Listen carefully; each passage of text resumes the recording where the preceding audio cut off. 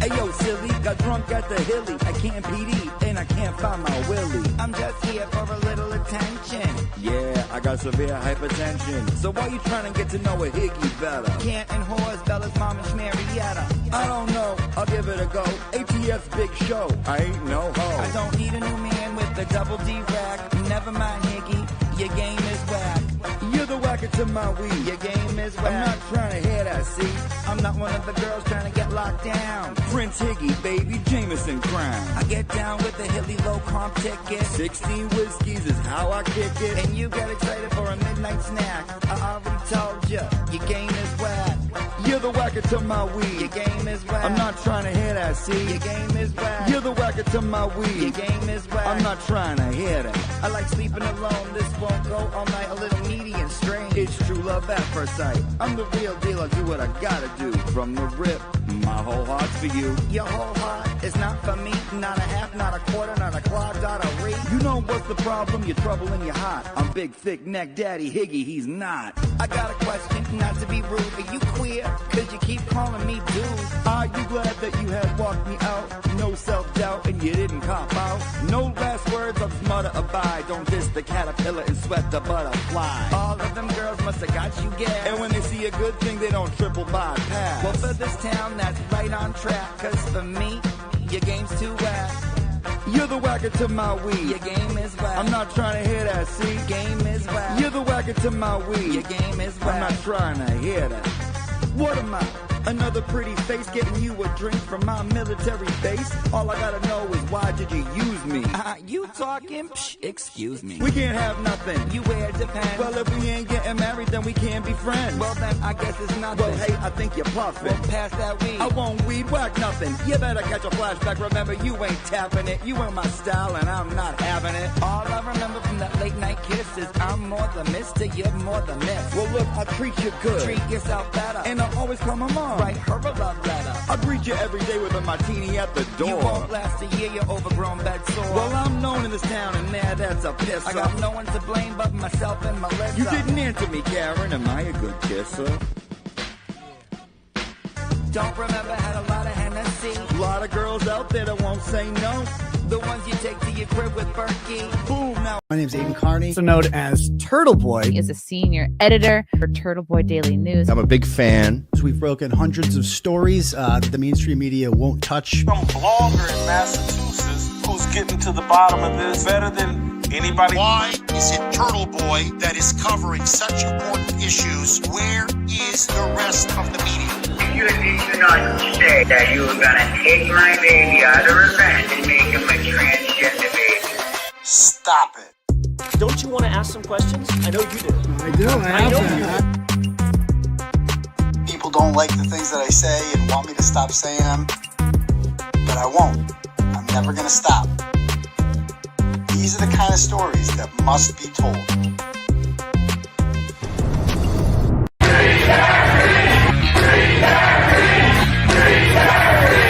And I will not be intimidated, I will not be silenced, and we will continue on our journey for justice for John O'Keefe and for Karen Reed. Tick, tick, boom. Boys, go baby, we bringing out toys. Boys, chop up the thing, it should be on the voice.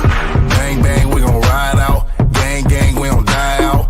Want it like this, ain't no timeouts. Tell me who really gon' find out.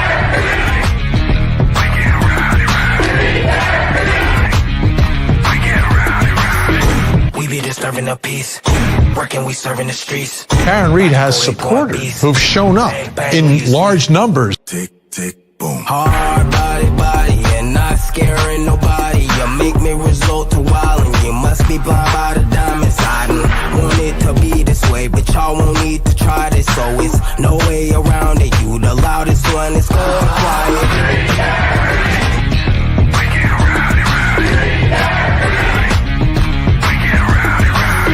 We be disturbing the peace, working, we serving the streets. About to go going beast. Bang, bang, leave you sleep. This is the first time I think I've ever seen this. An outpouring of support for someone accused of murdering a Boston police officer. Unbelievable situation. Never seen anything like it. Tick, tick, boom. You can't stop me, so who gon' stop me? You You can't stop me, so who gon' stop me? You can't stop me, so who gon' stop me? You can't stop me, so who gon' stop me? We be disturbing the peace. Working, we serving the streets. About to go going beast. Bang, bang, leave you sleep.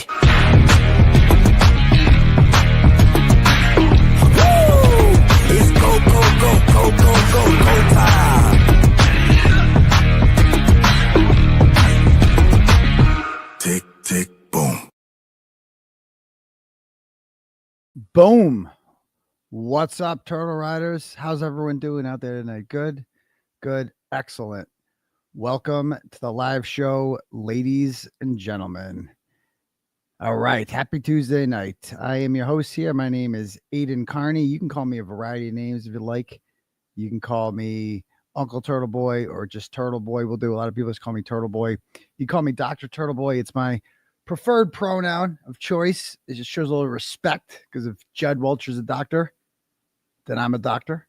You can call me a variety of names. You can call me what else?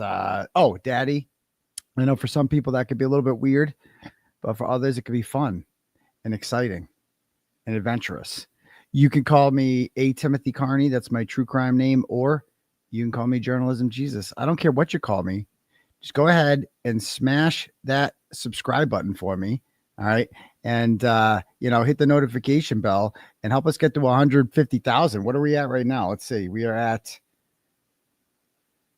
149,253. That means we just need 747 more and we can get to 150,000 tonight. Yeah, more in Judd. I was playing with 𝗃𝗏𝗆𝗆 before, so this is what I ended up being like. I took a bath with 𝗃𝗏𝗆𝗆. Now look at me. Let's see. Refresh this. 149,259. We just got 6 more. Now we just need 741 more. You people. We got 3,172. I understand that can be. Let's see. I mean, that's a little slow. I'm not gonna lie. 3,100. But I'm also apparently competing against Melanie Little, who has David Yannetti and Robert Alessi on. They have 22,000 people over there, which is awesome. And I don't know. I don't know what's going on. I can't get a returned call. Like I'm not gonna lie. I don't know what's happening. Because people are gonna ask me, are you gonna have these people on? I'm being completely ignored, and I understand they're busy. It's just getting a little bizarre at this point. I'm not gonna lie. And you know me, I say how I feel. I don't hold shit in. It's just getting a little bit weird. Like I can't get a text back. It's like I don't exist. It was like, thanks for all the help, but see you later. I don't know. And I'm not trying to start anything here, but a lot of people are going to ask me, like, you getting this person on? You getting this person on? Apparently not. And that's fine. I'm still going to do what I do. I'm still going to cover this case. I don't regret a fucking thing that I did. This was the completely right and just thing to do. Right. And, sucks, but is what it is. So anyway, that's what I'm competing with tonight. Either way, I'm going to be here. I have my next court date, guys, on July 7th. And I'd love it if you showed up. And, don't forget about your homie here. Because I'm actually facing 105 years in jail. I am being charged officially. I've been indicted for 2 new counts of witness intimidation, more like window intimidation. All right. I think I got 20 more years for that, for like having one too many red sangrias and then hanging out with 𝗿𝗏𝗄𝗆, which is dangerous, apparently, because we did T-Rex arms and then we fucked around and committed witness intimidation, but then only I got charged. Not that I want anyone else charged, but it just kind of proved our point that, like, they're only after me. They're only after me. Right. So I appreciate that. So if you're going to come and support me, I know the boots on the ground will still be there. We got to do something. We got to keep this moving going because we're far from done, man. I mean, people think this just ended with the acquittal of Karen Read, but it didn't. Like, there's a lot more to do there. Obviously, there is, she's being sued civilly, but your boy here picked up a whole bunch of charges for advocating for her innocence.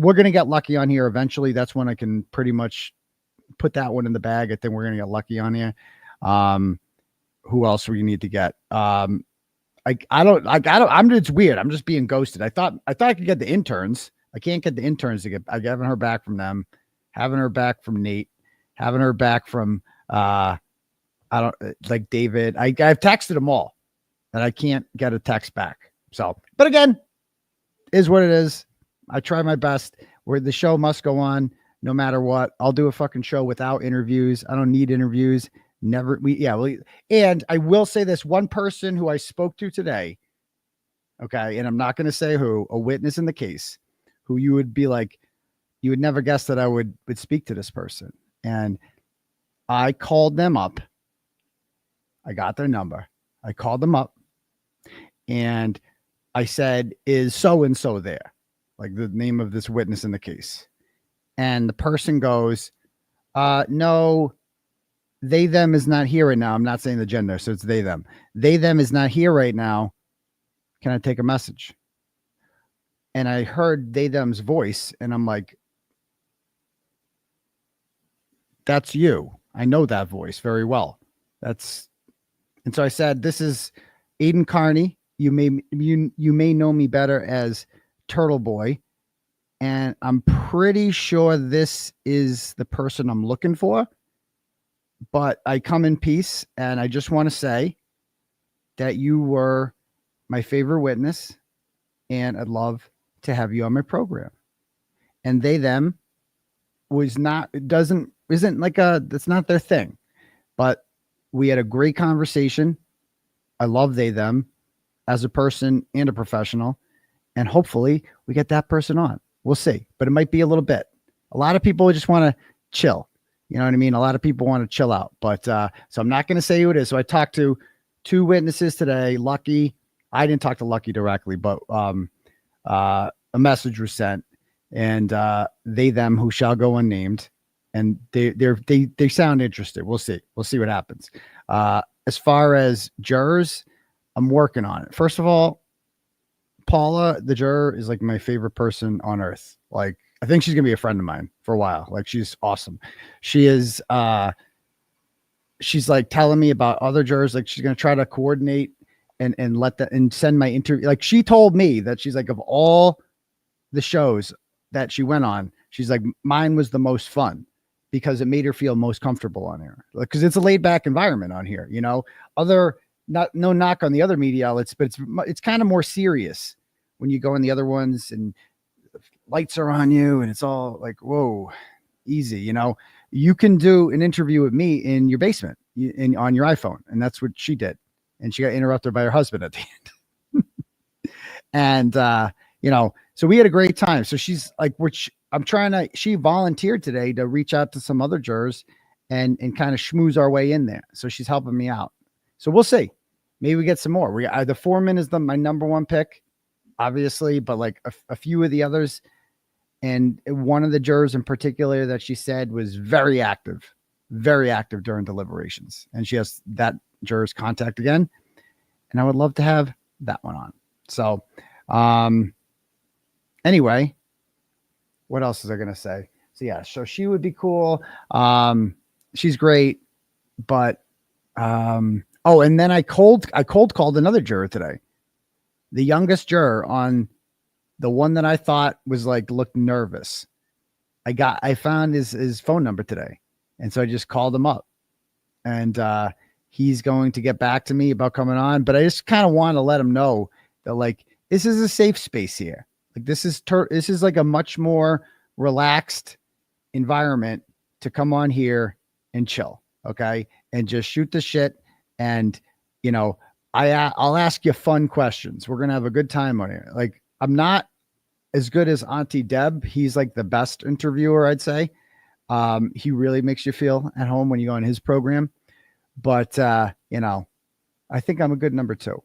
I think I'm not bad. So I like to have a good time on here. But anyway, what else was I going to say? Cool. Yeah. If anyone wants their messages read. Oh, people who? Someone saying he emailed me. Who emailed me?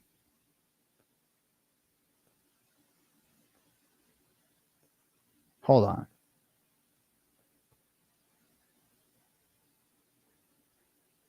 Okay, hold on. Who? Someone saying he emailed you? Who?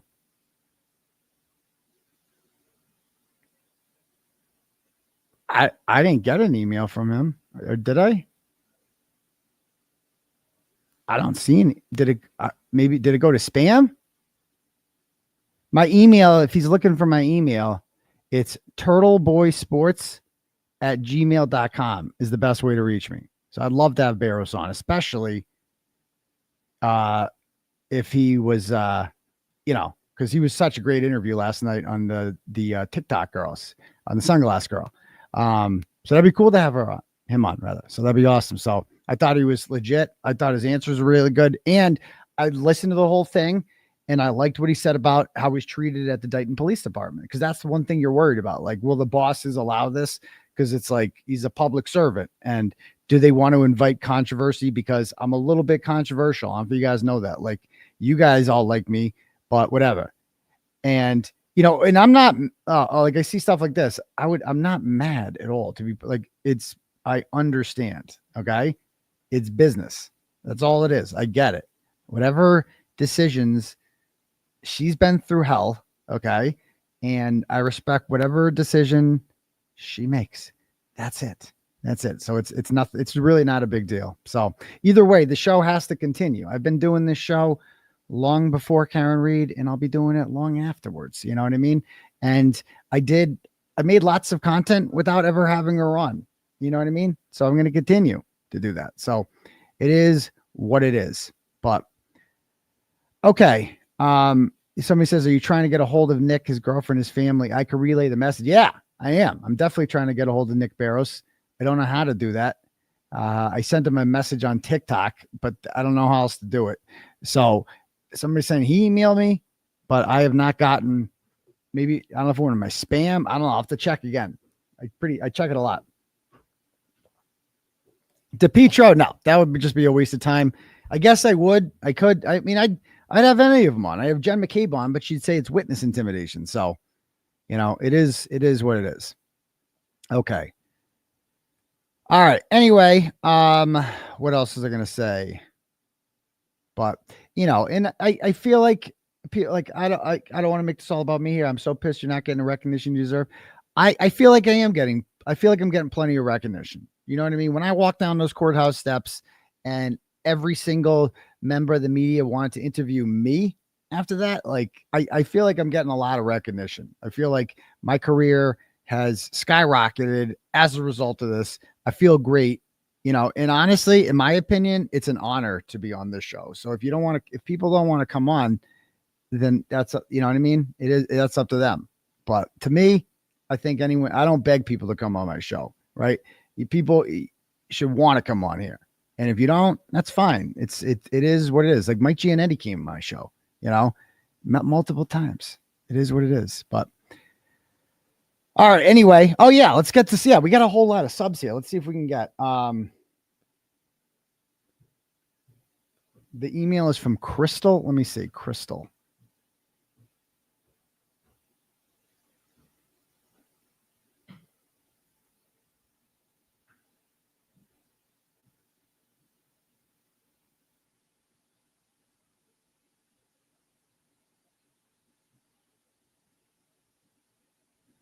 I got one from a Crystal. My name is Crystal. Watching your show right now. I'm sad. Girl with sunglasses got Barros. Okay. No, so this is not. No, this is not her.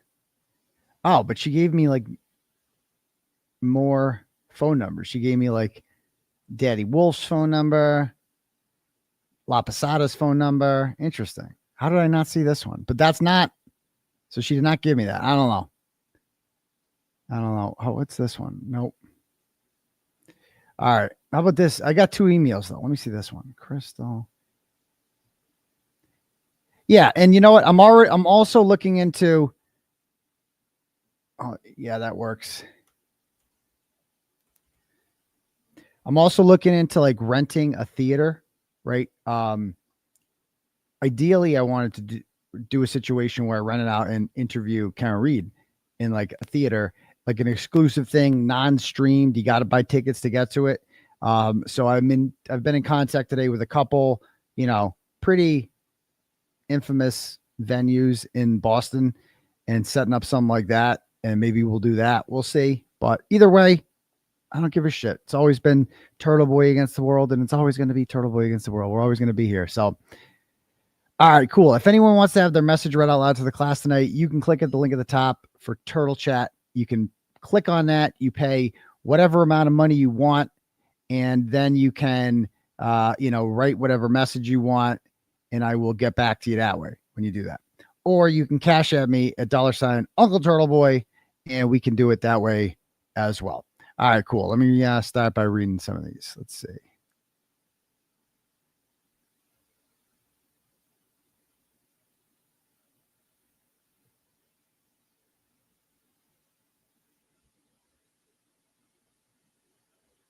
Crystal Wilson is what the chat is saying. Emailed me. So I have an email from Crystal Wilson. Oh, she did. She said she did send me one, but she doesn't know him. She just said this might be his phone number. So maybe I'll try, but that's at least that's a lead. At least that's a lead. Thank you, Crystal Wilson. I appreciate that. Thank you. All right, cool. All right. Let's read some turtle chats. Okay. And I'm going on a bunch of shows this week. I'm going on Rakita's show on which day am I going on with him? Thursday.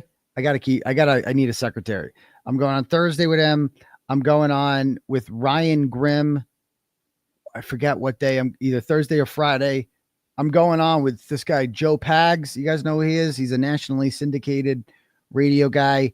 I'm going on with him, I think, Friday. So I got a whole bunch of programs I'm going on. So we'll be good. I got to get Mike Easter on. That's one that he's another good one too. So I took you guys' advice. I was pretty proactive today, cold calling some people, trying to get them on my program, but we'll see. Okay, let's do it. Let's read some turtle chats here.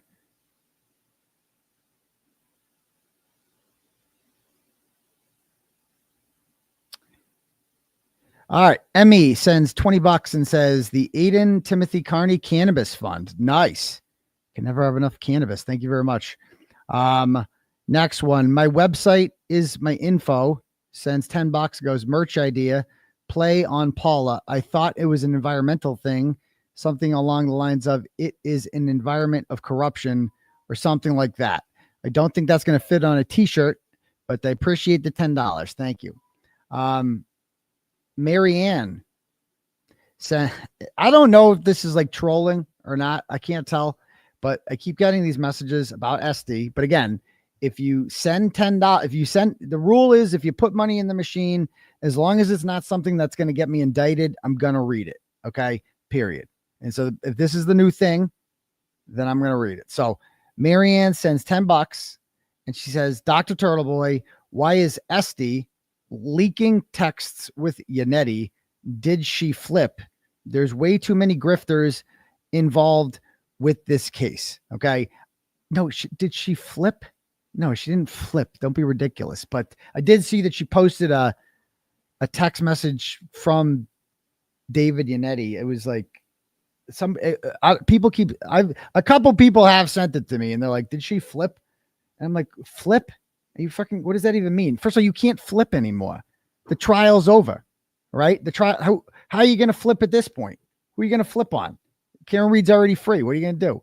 So yeah, apparently she posted something on Instaface or something. I don't know. It's like a story. I don't really do stories.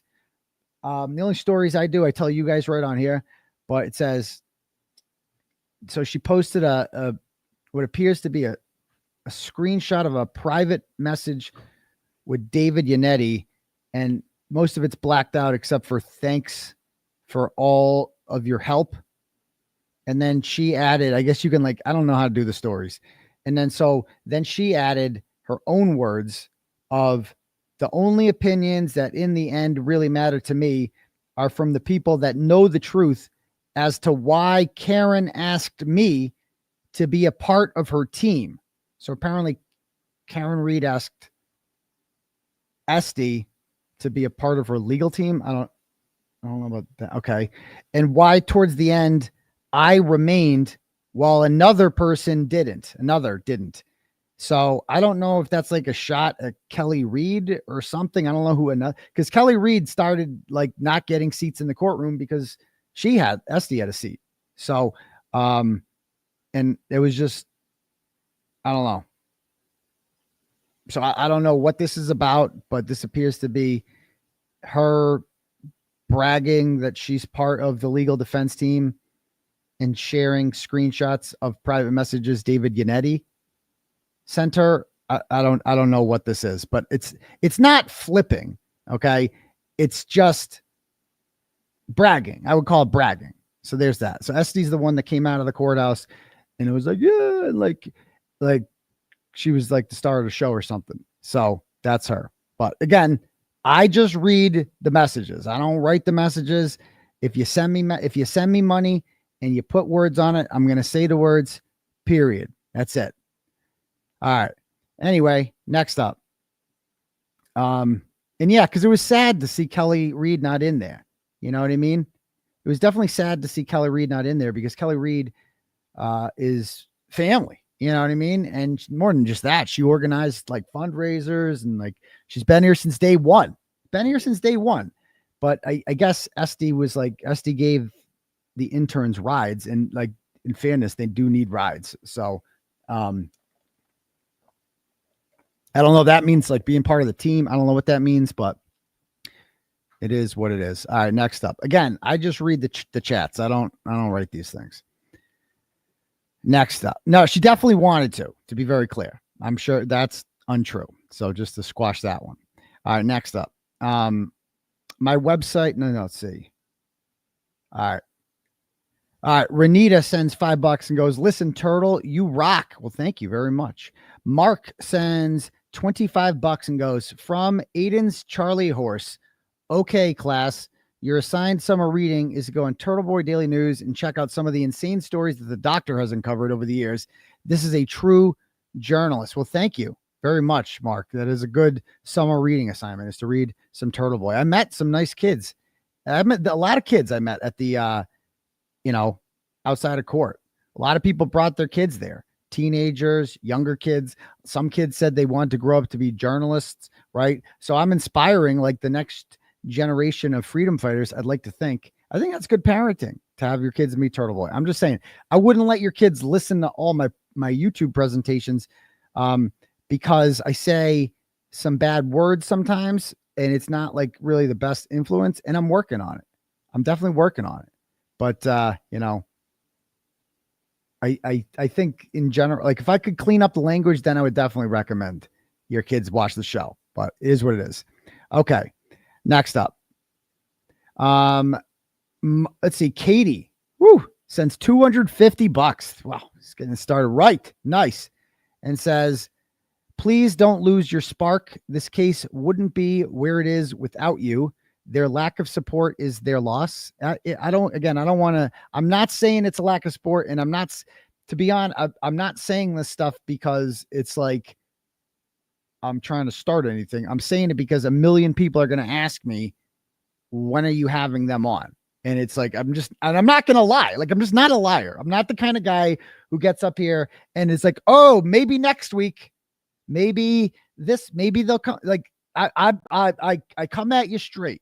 And I tell you the deal, and this is the deal. It is what it is. And I'm not mad about it. I'm not sad about it. I'm indifferent to it. Like, yeah, would it be cool? Of course it'd be fucking cool. Like, of course it would be cool. But you know what? Like, I am also a really confident person. And I view this as like, if you don't want to, like, I view my show as an honor to be on, right? Like I only bring on honorable people. Like Paula Juror 11, like I wouldn't bring somebody on. Like, so I view that as like, you should be honored to come on my show. And so I don't beg. I don't do begging to come on my show. Nothing like that. Like I ask you once and then that's it. That's it. Like, that's it. The invitation has been, maybe years ago, it would be different when I had like 300 viewers. Like it would be different then. Cause I'm like trying to build an audience and maybe I'm trying to use you to build my audience. I already got the fucking audience. You know, I already got, we got 7,000 people here on a slow night, you know, because I'm competing against 𝗏𝗏𝗏 and Yannetti, right? So like on a good night, like we had 25,000. So we'll be fine. Like, believe me, I'm completely good. Trust me. All right. Let's see. So she says their lack of support is their loss. And it makes me angry because you are real and you may not be sad, but it still stinks. It does. I promise you it doesn't. I promise you it doesn't. I swear to God. I'm good either way. You know, I'm good either way. Let's see. And then she says, keep up what you do. Your time is coming. Love you. Your time. Oh, thank you very much, Katie. And I would argue my time is already here. You know what I mean? I think it's going pretty well. And honestly, much love to all my YouTube creators out there. Like I could, you know, I could have 𝗚𝗏𝗃𝗀𝗃 on and have just as good of a time. Like, you know, so it's great. I could have freaking Mike from the Young Jerks on here, BLT Sandwich, have them all on, and we'd be just as great, you know? So it is what it is. All right. Next up.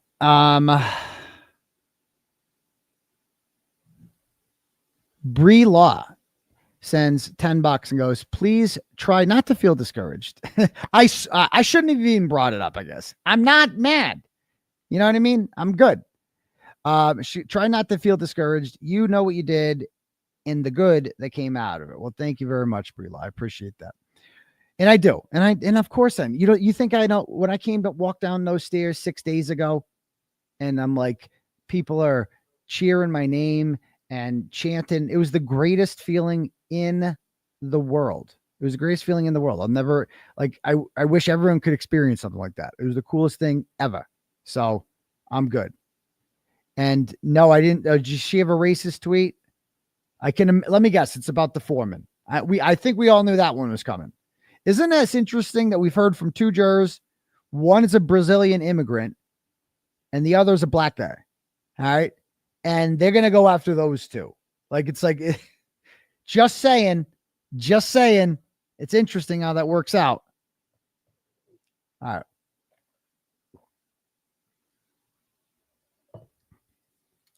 All right. Next up. Should I look at it? Should I go look at the tweet right now? Now I'm curious because I'm sure it's nasty. Like they're all nasty. I've been compiling like some of the nastiest, but I have not seen. Let's see. She's probably the nastiest of all of them, at least of the ones who use their real name. Oh my God! Holy fuck! This is one of the most racist things I've ever seen. Bro. This is fucking racist as shit. Dude. She says, hey, Grok, what is an Uncle Tom? So just so you guys, for those of you unfamiliar with what an Uncle Tom is, it is a racial slur. It's been around since the era of Uncle Tom's Cabin, right? For, house slaves, right? That, slaves that kind of were lighter skinned and kind of dressed up and tried to impress white people. That's what Uncle Toms were. Like some black people call other black people Uncle Toms, and it's racist when that happens. But a white person calling a black person an Uncle Tom, that is fucking racist as shit. I mean, just when you thought she couldn't be more deplorable, that is fucking racist, bro. That is just straight up racist. An Uncle Tom. How is this guy an Uncle Tom? That is, if you listen, like this guy is highly educated. He's probably a lot more educated than Krusty Panties. His wife is highly educated. They have a nice home, a nice family. I'm told. I don't know him well. A nice life. And the guy keeps it real. Like he's got dreads and he's got a chain on and he doesn't get, but he's not stupid. And he's actually he didn't take many notes. And I jokingly said, because he decided the first day, and it turns out he did. He's like probably the most common sense person on the whole jury. This is such a fucking dope jury that we got here. And this bitch is calling her an Uncle Tom. Like that is so not, so this is 17 minutes ago. And then Grok responds and said, the term Uncle Tom is a derogatory term. And I knew this was going to happen. I knew somebody was going to be the first one to say some racist shit about the Foreman. You knew that was coming out. Eventually that was going to come out. I didn't think it would be Krusty. I thought it was going to be like, I thought even that was beneath her, like losing your kids, abusing them, neglecting them, being an ultimate trash bag. Fine. But racism has never really been her thing. That's not usually like one of the things in her Rolodex of, you know, offensiveness. Like she's offensive in many other ways, but not really racist until now. Yeah, I thought for sure it was going to be 𝗵𝗵 after his racist rants about the Juror 11, Paula. But apparently it's this. So she says, Uncle Tom is a derogatory slur for a black person seen as overly subservient to white authority, stemming from Harriet Beecher Stowe's 1852 novel, Uncle Tom's Cabin. Regarding the Karen retrial, there's no clear evidence that this term was widely used about the jury foreman. Larry Foreman? No, Larry Foreman's not the, okay, AI screwed this one up. That's the DUI guy. It may have appeared in some online discussions, but it isn't confirmed in mainstream reports. This trial ended on June 18th when she was convicted of OUI, but acquitted of murder. Foreman stated on the Today Show, that the verdict was based on evidence, not personal bias. So that's like, I hope others within the Karen Read is evil community at least say something about this one. Like at least say something about, like, it's not cool to be racist, bro. Like we're not back in, this ain't 1950s Mississippi. Like you can't be doing shit like that anymore. It's just not, it's not acceptable. And she does want a reaction. That's exactly right. She wants a reaction to this. And, you know, I feel like if he said this 5 years ago in 2020, you'd be fucked. But I have noticed more and more that it's okay. Like it's a lot more permissible now. Like during 2020, during the riots of the BLM and shit like that, it was like, if you said the wrong thing about anything, you could get canceled. Like anything, you're fucked. But now it's eased out. It's not like that anymore. And especially with like Jewish people and black people, I've just noticed like more and more online, just like it's okay to be really just hate Jews now. Have you noticed that online? And I'm not doing the Israel thing, right? I'm not doing, and that's a good point, Stuart. You can't cancel trash. I guess that's the thing, right? She's kind of immune from cancel culture because you got no job and whatever. I mean, you're trash anyway. But like, I've noticed more and more people just saying nasty shit about Jews, nasty shit about black people. And it's like 5 years ago, that shit would have got you fucking destroyed. And you can't even say it's the Trump effect because Trump was also president in 2020. And it was like big no-no then, you know? I think it's the Twitter effect, to be honest with you. And I think because Twitter is just become more free speech, which I'm all for, right? This is a side effect of free speech. I mean, people are going to be racist. And I say, let them. You know, I'm not big into censorship. I'm not big into silencing people. If she wants to say some racist shit, let her say it. You know, let people, if people want to let the world know what a piece of shit they are and that they're racist or whatever, then fucking let them. I say, I'm not big into canceling. If you want to advertise to the world what a piece of shit you are, then I'm all for it because it makes it easier to identify you. Wouldn't you rather know who these people are rather than just, you know, silence them and make them say shit that they don't feel? I'd rather let them, I'd rather know who they are. That's just me. Okay. All right. What else? So anyway, so that's uncomfortable. Okay. Next up.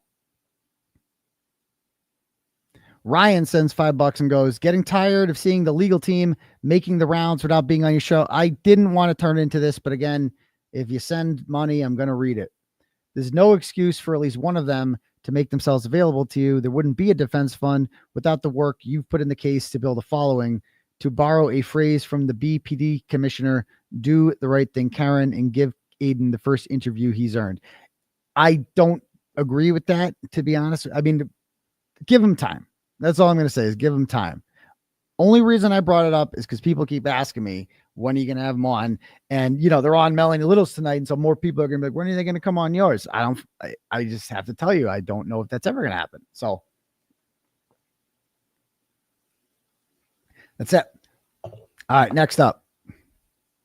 And this is the next thing that's going to come up, by the way, the Idaho 4 case.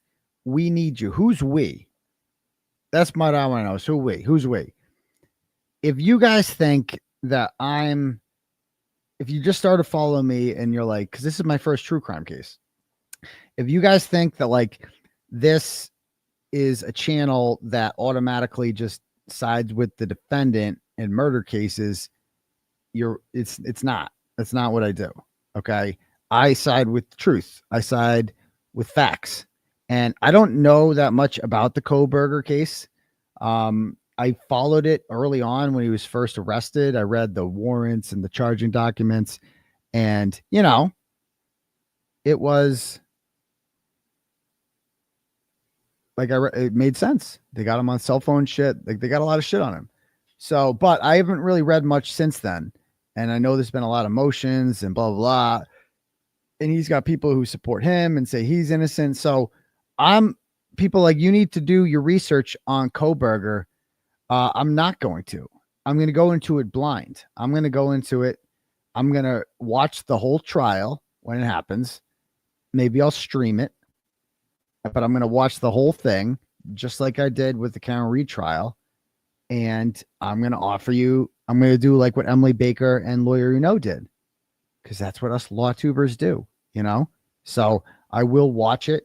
I will go into it objective. I will go into it with the presumption of innocence for the defendant, as everyone should in these cases. I will go into it with an open mind. I will not assume that he is guilty simply because he is sitting in the defendant's chair. And I will let the state of Idaho make their case and present evidence. And I will let his lawyers defend him with evidence of their own. And if I believe that the state has proved that he committed this heinous crime and no one else beyond a reasonable doubt, then I will say that he is guilty. But until then, I don't know enough about the case to comment on it. So I'm definitely not going to say that he is innocent or guilty, right? So there's that. Okay. We'll get to that one. I think that's the way everyone should do it. But all right, next up. And so, yeah, you know, I definitely don't think that, I just give him time. Give him time. As far as the first interview with KR, that one's pretty much out of the question. That's not going to happen, but whatever. Who cares? You know what I mean? If she does the first interview with some like magazine, Vanity Fair, some shit like that, they pay her a whole bunch of money. Good for her. Then I'll get the second one. And then it's on, you know, who cares? Like if it's the second one, and because let's be honest, like mine's going to be way more fun. It's going to be way more cool. I didn't get the first interview with Paula. Jess Machado did. And I didn't get the first interview sit down with Paula. Either Vinnie Politan or Sue O'Connell did. But, you know, I had the best one. So there's that. All right, cool. Next up. Eileen sends $10 and goes, is there a big party celebration for Karen being planned? Not yet, but I think we should definitely organize that. Thank you. Bob sends $100. Bob is the guy who first tipped me off to Helena Rafferty, and we can touch on her situation tonight. But he says, Turtle Boy, you freed Karen more than any YouTube lawyer, more than Karen's lawyers. Definitely didn't free her more than Karen's lawyers. Definitely not. But thank you for the $100. More than any of the pathetic media. I definitely think I'd beat them for sure. You exposed the corruption in Canton and Norfolk County. That's a fact. You exposed Canton PD and the state police. Agreed. No lies detected. You are the one true fearless hero to all of us. Well, thank you. But again, I'm just a guy with a YouTube stream, and a good Wi-Fi connection sometimes. Bad lighting, but other than that, okay.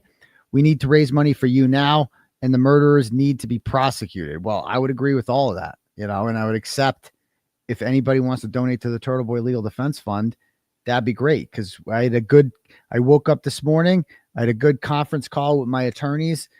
We're tackling our plan of action moving forward. And, you're not going to see any, like on July 7th, you're not going to see any fireworks in the courtroom or anything like that. But, it could be entertaining. There could be some good stuff that happens. We'll see. We'll see. All right, next up. Elaine sends $10, goes, Karen can't come on. It would be a violation of her parole. Oh my God. Okay, since you have been charged. Well, Karen's not on parole. She's on probation. And it wouldn't be a violation of anything. Thanks for the $10. Okay, great. Thank you. All right, next one. Brianna sends $10, goes, please don't feel discouraged. You and we know what you did for this movement. Keep up the good work. I'm not. And I get that people are like, I don't know, did I not drink enough coffee or something? I'm fine. I'm perfectly good. Trust me. I'm good. Okay. Let's see what else we got here.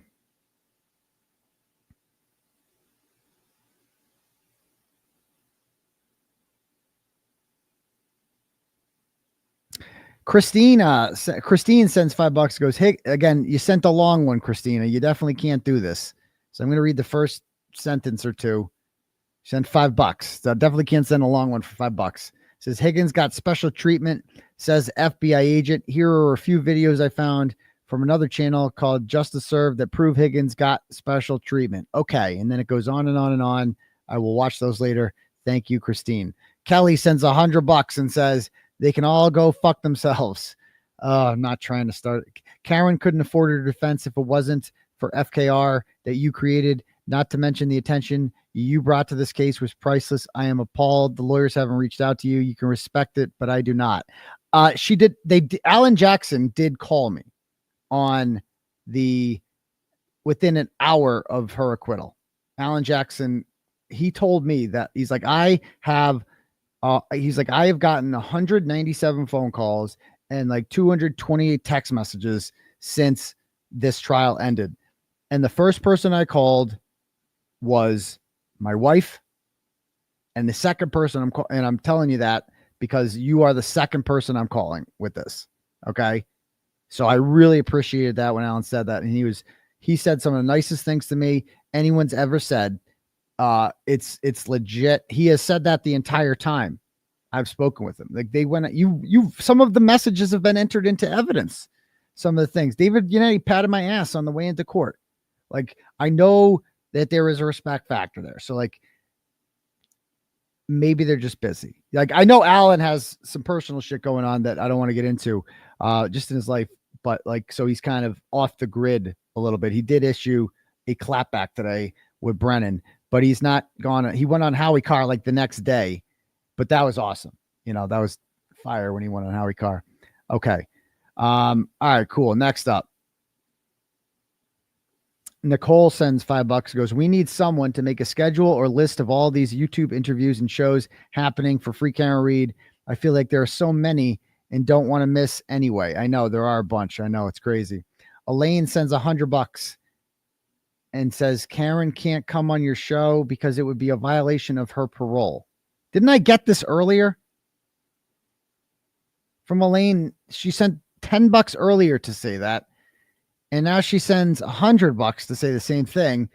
And it's still wrong. But thank you for the $100. I'll take it. All right, next up. Lauren sends $5 and goes, just want you to know we love you. Well, thank you very much, Lauren. Donna sends $20, goes, very disappointed 𝗚𝗏𝗄𝗏 and United didn't come to you first. None of this happens without you. In fairness, I just didn't get to them. They didn't seek out Ian Runkle, I'm sure. They didn't seek out Melanie Little. I'm sure she sought out them. So, that's how it works. Early bird gets the worm. Next up. And we'll get him on here. Don't worry. Becky sends $5 and says, you have to admit, Turtle Boy, it's pretty shitty. Without you, the case would have been closed and buried a long time ago. YouTube is overrun with grifters. The real ones are still here. I mean, I feel like grifters is an overused term. I'm a grifter, right? I mean, I'm literally doing my grift right now. Isn't anybody who makes money on YouTube is a grifter? That's what they say. So I guess I'm a grifter, you know what I mean? But it is, is what it is. So I'll take it. Marianne sends $50 and says, the sunglass girl, again, I'm not trying to start any shit here, but if you put money in the machine, I'm just going to say it. Okay. These are not things that I endorse, but they're going to say it. So it says, the sunglass girl and Esty are cringe. There, I said it. I didn't even know the sunglass girl. Like I saw her. She's noticeable because she has got gigantic sunglasses on. And she was standing next to Vinny for a lot of the time at the outside the courthouse. But I did notice. I don't listen to her enough to find her annoying at all. So I have no complaints about her at all. She is tall. She's very tall. I'll give you that. She's taller than me. I'm not a tall guy. 5'8" 3/4, but she's probably like 5'11". She's pretty big. So there's that. So thank you. PJ sends $5. Goes, we won't leave you to face those bogus charges on your own. I find it very scary what they're doing to you. Hang in there. Well, I appreciate that, dude. I appreciate that. And I never feel alone with all you fine people. So thank you. Miss Shoddy sends $50 and says, don't ever change, Aidan. Free Turtle Boy. I never will. I never will. Stephen Bunker sends $5 because if you have Lucky on, ask him if he is aware or did he hear of a call that came over Canton DPW radio to plow drivers and contractors at 4 a.m. that a man was hit by a plow on Fairview. Peter Murphy stated it on 𝗷𝗃𝗀𝗄𝑝's blog 4. Okay, we'll ask him. Remind me when I do it. Lanny sends $100. Thanks, Lanny, and says, Archangel Turtle, but Dr. Turtle Boy, when they turned on the heat, you could have retreated. Faced with jail time, you stood for truth against evil. You stood on business with 10 toes down. May God bless you. I live in Texas, so on July 7th, I will stand with you in spirit. I appreciate that very much. Next up. All right, the O'Keefe family is going on Fox 25. Is that true? Anybody know when? Anyone know when?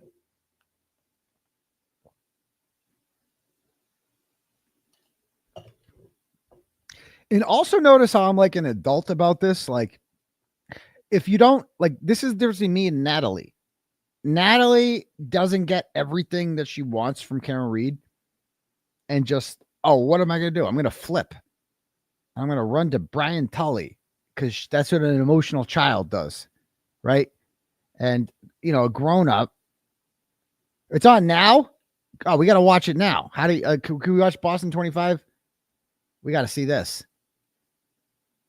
Can we watch it live? Okay, live. Hold on, we got to watch this. Are they on there already? Oh yes, and thank you. We need to contact Sandpaper Films about Krusty. Let them know about her overt racism that she's calling them Uncle Tom. Absolutely. Thank you. Good point. See, we got to cancel her.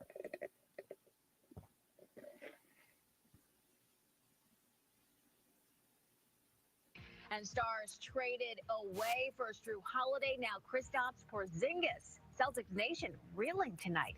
Who's coming to Boston in return? First at 10 after a day of record heat. It's still steamy out there. Boston 25 is on a weather alert. So is this it? The city of Boston tonight, where it's uncomfortably warm outside. Hi, everybody. I'm Rachel Keller. Boston 25 meteorologist Vicki Graff is here. This is still. It's going to cool off a little bit tomorrow. This is still news. Tomorrow, it's hot out. It is going to be warm. We made it officially to a heat wave today. 3 days in a row. I don't get why above 90 degrees today. In fact, was a record. For I don't the get day why the news news still covers the weather. For the month of June. Like everybody's got a friggin' phone. You just look on the phone and see what the weather's going to be, right? Oh, it's hot. It was really hot today. Oh, I didn't notice that. Didn't notice that. I wasn't sweating balls in my grundle or anything like that. Thanks for pointing out. Use the ways. 83 Plymouth, 87 in Lawrence, and now we're tossing in Fitchburg. Now that humidity it isn't the next story. Okay, so I'm going to turn this off and just I'll have it on in the background. Norwood. It's going to be another. I'm going to mute it. Let me know when in the chat when the O'Keefe thing comes on. Okay. All right. Next up. Let's see. Amy sends $10. Goes, hi, doctor. Did you ever get paid from your manager in the Douche Rocket podcaster? No, I never did. That's on my to-do list. I'll get on that. I'm just so happy I beat them. You know what I've been meaning to do too is I need to just do a lot of research where I go back and I just chronicle every one of these douchebags who guaranteed that Karen Reed was going to be convicted. That's what I really want to do, to really just rub it in, right? And I found one. So, okay, I went to the gym today. I worked because it was too hot to go outside, right? It's on the machine for about an hour there, getting a good sweat in. And you know what I listened to? I've been meaning to listen to this. Yeah, that's what I did. I listened to 𝗬𝗏𝗧𝗂𝗏. I went on Yellow because I haven't heard it yet. I'm looking for Cope. Okay. So I go on 𝗬𝗏𝗧𝗂𝗏, and I watched about an hour and a half of they had Brendan Kane and John Jackson on from the VFW, and then they get called to the courthouse, and then the verdicts come in and all this stuff. And it was awesome. And so I just had to watch them as they dealt with this Cope. Okay. Let me see here. So, but then listen to this. I couldn't believe this one when I heard this. Ready for this? Watch this.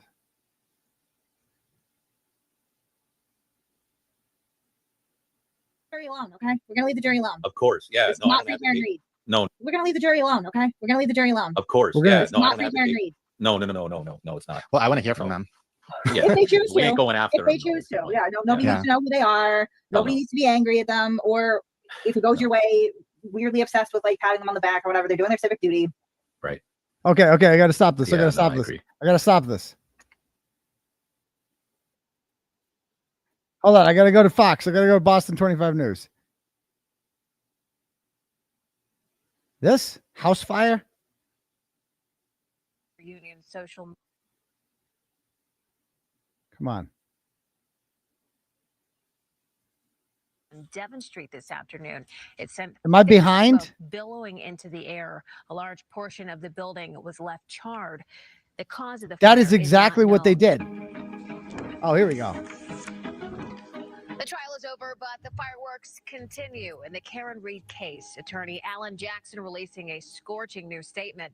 Investigative reporter Ted Daniel broke this story this afternoon and has Jackson's comments for prosecutors. In a targeted statement, Alan Jackson takes aim right at Hank Brennan and Norfolk County District Attorney Michael Morrissey. Let's get right to it. Jackson says, quote, "The jury has spoken, but Special Prosecutor Hank Brennan, Volume's in an bad. egregious breach of prosecutorial ethics, has tried to publicly shame and discredit that very It's as loud as jury. it gets. For him to attempt to supplant his personal views of the jury is a desperate attempt to save face in the wake of a unanimous rejection of the prosecution's case." Jackson goes on to say, quote, "The Commonwealth's defamatory public comments ring hollow to the very constituents they are supposed to serve. It is now crystal clear that disgraced DA Michael Morrissey has no interest in actually seeking justice for John O'Keefe by identifying and prosecuting the real killer or killers." Jackson appears to be responding to the statement Hank Brennan put out yesterday. Brennan described a campaign of, quote, "intimidation and abuse," end quote, by Reed's camp, calling it the antithesis of justice. And Brennan says no one else was responsible for John O'Keefe's death other than Karen Reed. We have reached out to Hank Brennan and DA Morrissey's office. We'll let you know if they respond. Jackson's full two-page statement is on our website, Boston25news.com. I'm Ted Daniel for your local station, Boston 25 News. Only on Boston 25, the family of John O'Keefe is speaking nearly 1 week after Karen Reed was found not guilty in his death. His cousin and former Boston 25 employee spoke with reporter Daniel Coates. He's live outside Norfolk Superior Court. Daniel. Rachel, that cousin told me tonight she's in one of the worst mental states of her entire life after hearing that dramatic verdict last week right here in Dedham after an agonizing 3.5 days of jury deliberations for her entire family. They now have an answer. It's not the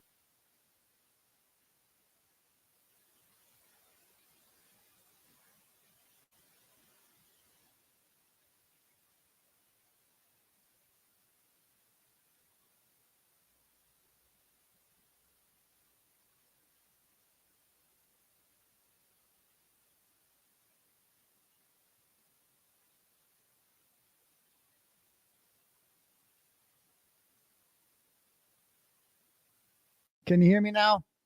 Sorry. I don't know what that was. Okay. Everyone's messaging me. You're muted. Okay, I got it. So I am guessing if this is going to be Vanessa Rizzitano, don't tell me if it is. She's like the biggest attention-seeking douchebag in the whole family, who messaged me like 2 days after I started writing about this with like, how dare you? I'm a real journalist, and a real journalist would never do this, and blah, blah, blah, blah, blah, blah, blah. Okay. And she fucking loves attention, is constantly seeking out the media. She's like, if she's a wannabe reporter.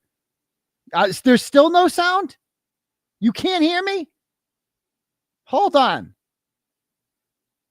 You still can't hear me. It says audio. There's no audio. Really still? You can hear me? What do you mean? You can or you can't? What the fuck am I getting a million text messages for? You're fine? Why are we saying fine? Why are you guys saying muted? I'm getting a million text messages saying muted.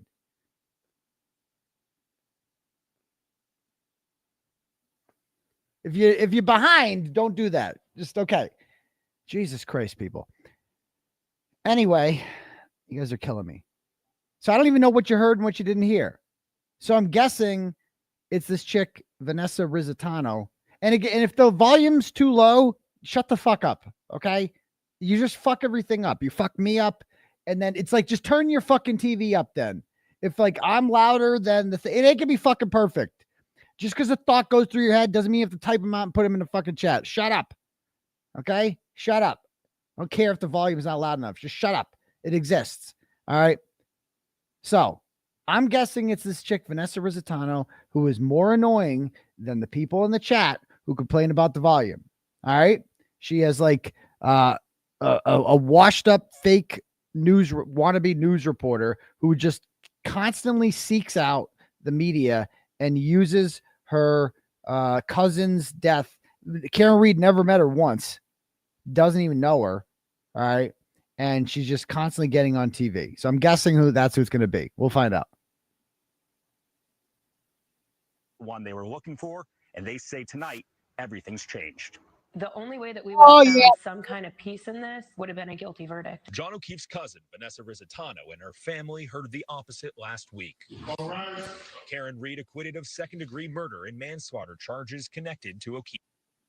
What happened? 89 what in the Norwood, fuck? 87 in Lawrence, 86 in Fitchburg, 83 for Plymouth, 79 in Hyannis, and 86 in Beverly. Tonight, It's hot. We missed this whole thing for it's hot. It's going to be hot tonight. Turn on your ACs. We're going to feel warm. It's humid. We're looking at upper 70s, a warm and muggy start to the day for tomorrow. And we will warm up pretty quickly yet again. There will be a mix of sun and clouds through the afternoon, near 90 degrees, which is warmer. I missed this shit because you people in the chat fucking with me about the volume. Good job. We all missed it because of that shit. Good job. What the fuck? What are we supposed to do now? How do I watch it now? What do I do? Anybody tape it? Why is it so hot? Probably because it's summer. That's what I'm guessing. Okay. Fuck my life. All right. Anyway. Let me know if we get a video of it later. All right. It'll repeat probably. Yeah, you're right. You're watching? It doesn't rewind. No, you can't rewind it. You can't rewind it. So I don't know. I'm going to go ahead and block.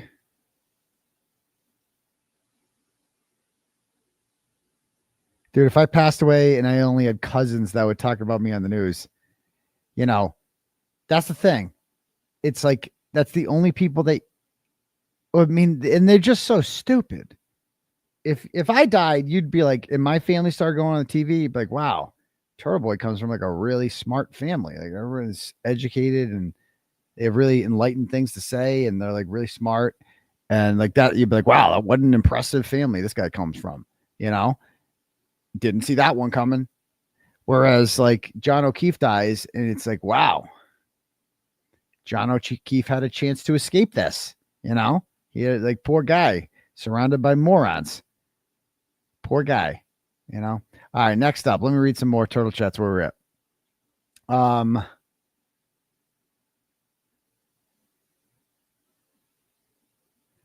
Riley sends $10, goes, I know you stated you don't want to interview someone if you weren't first, but please let me know. I'd much rather hear you interview them fifth than someone else interviewing them first. You're so great what you do. Well, thank you, Riley. And that's the thing. It's like, I still would do it. I'm not going to turn down an opportunity because I'm not first. It would just be cool to be first is all, you know, but that's cool. I don't need to be first. I'm good. Sally sends $10, goes, in my heart of hearts, I believe anyone not coming on your show is hunkering down even tighter because of ongoing cases and for your sake, not out of disrespect. Well, that's nice of you to say, but that's complete bullshit. That makes absolutely no sense because her case is over. And also, like, even like, I'm sorry, like, yeah, it's kind of I know you mean that as like a compliment, right? Because of my ongoing cases, but like, who cares? Like, it's like, why? Because I'm being charged with crimes.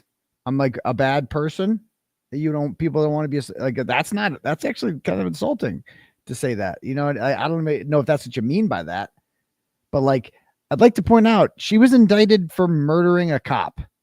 And I was like, sign me up for defending her 1000%. I don't care what you think of me. I don't care what anybody, if I lose the respect of, if I get pulled over 1,000,000 times for this, right? If I got arrested for this, like I took on the Massachusetts State Police. Like I defended somebody being charged with killing a cop. Like it's okay to be associated with me. Like my charges are fake. This witness intimidation is a fucking joke. I don't know if people know that, but I guess some of us are built differently. Okay, next up. April sends $5, goes, check your email. I just sent Nick Barris's email. Okay, great. Awesome. Thanks. I'll get that. Susan sends $25 and says, all that you've done for Karen Reed and her case goes way beyond amazing. You are awesome. Oh, you're too sweet, Susan. Thank you very much. UB sends $5 and goes, Officer Server. Who's Server? Spit or swallow? I think you mean Deaver. And the answer to that is neither, because she doesn't look very fun at all. She'd probably like, you're not putting that in my mouth. Oh, God, no.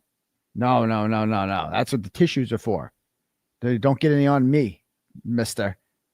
I'm not cleaning up that mess. She wouldn't be very fun at all. Like, I've seen Kelly Deaver. She's not, I know a bad lay when I see one, and that woman is a bad lay. I'm telling you right now. I'm just saying. I mean, she's not bad looking. I'll give her that. But she's just got too much attitude, you know, too much like, well, I was going to suck your dick, but then that was a false memory and I'm not going to do that anymore. Oh yeah. I was going to lick your balls, but then I realized that I didn't want to lick your balls anymore because, you know, I was going to let you stick it in my ass, but then Commissioner Cox called me upstairs and told me to do the right thing. So I'm just going to give you a dry hand job instead. How about that? That's what I think. Kelly Deaver. She just looks like a bad lay. I'm just saying. That's my take on her. I don't know, but she's not bad looking. I mean, she could be pretty, but she's just probably really bad. She just looks like no fun. You know what I mean? She's not fun. I know a fun girl when I see one, and it's not her. All right, next up. Okay. Let's see. Woohoo Worldwide. Jesus Christ, sends $333. Thank you. And says, can you do a pre-court woohoo? For $333, I'll do like anything you want. Woohoo! All right, there we go. Awesome. Thank you. Next up. Rat Scheidegger sends $10, goes, hey, Donowitz Trump. I don't think he's watching. This is your auntie Rat. Get fucked by 𝗃𝗏boy XOXO FKR. Okay, take that, Trump. Mary Beth sends $10 and goes, sadly, this is why no one's getting back to you for your interviews. You're too hot and controversial. I'm too hot and controversial, even though you've done so much to expose corruption en masse, even way before Karen Reed. You're the shock jock journalist of Norfolk County right now. Give it some. Doesn't matter anyway, because when you do big interviews, they will be way juicier than the mainstream media. I disagree with that. I think I've had a lot of really big guests on my show before, and I think we're past that whole like 𝗃𝗏boy is too whatever. Like we're past that. We're way past that. You know? So yeah, with the split ends too, Valerie. You can't never fuck a girl with split ends. It's not gonna end well. Okay. Next up. This is from Mary, sends $10, goes, hi, Dr. 𝗃𝗏boy. I agree with what you're saying. Your involvement in the case is your story in its own thing. There's lots more channels due to trial popularity. There's various interviews. That's all its own story. I feel like it's getting old. Your role and story never will. Well, thank you very much for that compliment. Okay. Next up. Where are we at? Okay. We have here Cash Apps.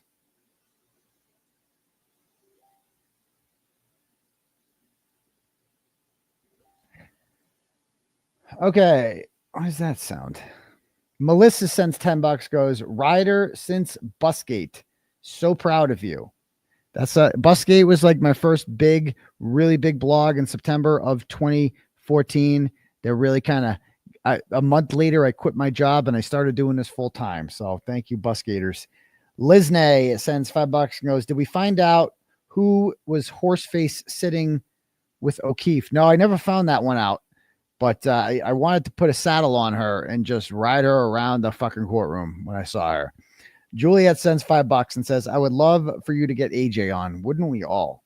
Casey sends $5 and goes, did Karen get her $80,000 bail back from the Commonwealth? That's a good question. That would be a good start to her financial troubles, right? Is getting that $80,000 in bail back. You do get it back. And the car. First of all, that's the first thing I would do if I was her. If she needs cash, she needs like a marketing expert or something like that, is I would just take that car and I would sell it to the fucking museum or some shit like that. You know how much money she could get for that car? She never ride it. You wouldn't even need to ride it. That car is worth more as a collector's item.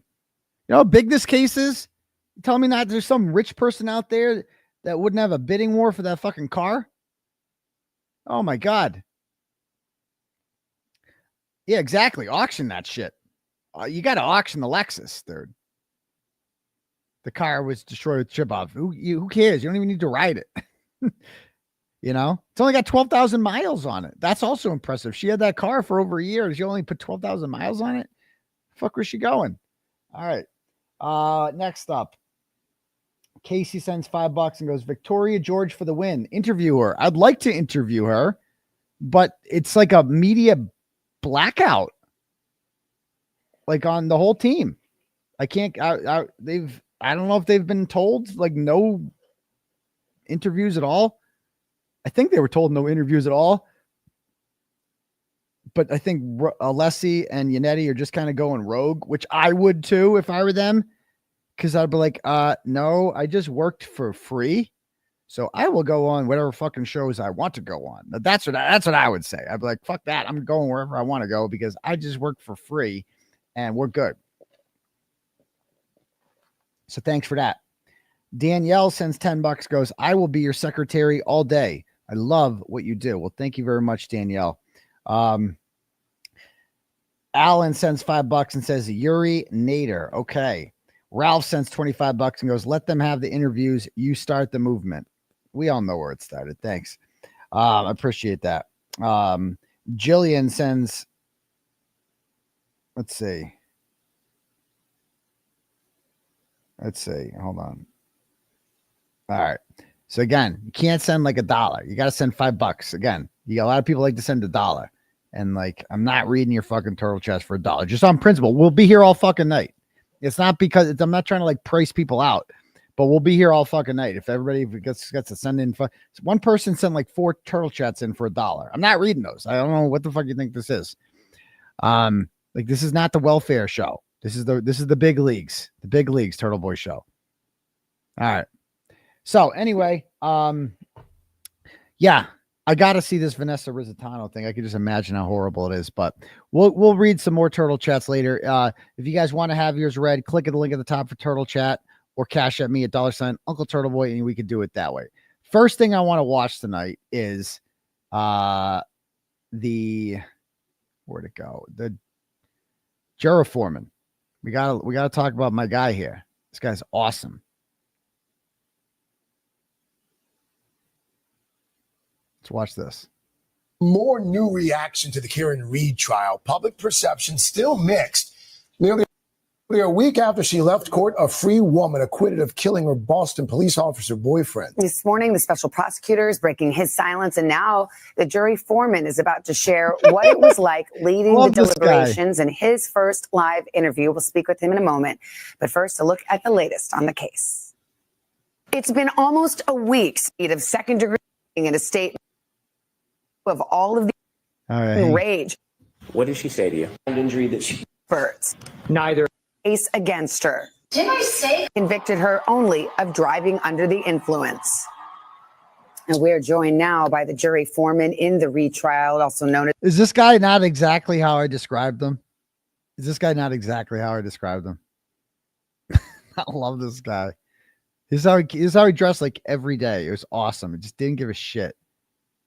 Here he is. Juror number 1. And sir, you've asked us and we've agreed to keep your name private for confidentiality reasons. So with that, we say good morning. And can you just take us into this jury room and how the jury came to the conclusion it did? Collectively together, we looked at all the evidence that we was presented with, and we made our decision off of that.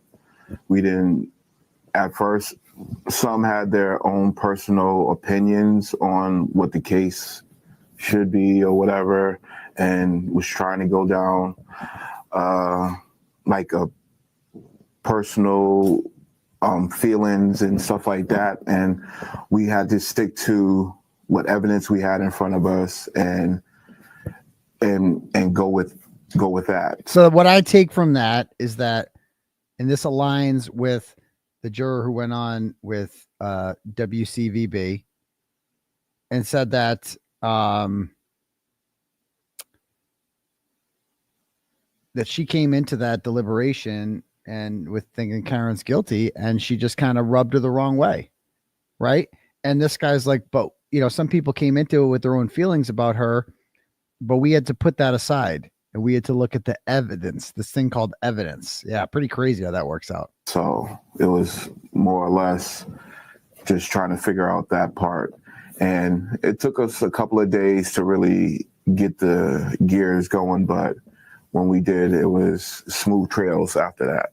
Sir, to that point, the evidence, was there a singular piece of evidence that seemed to move the majority of the jurors in the room?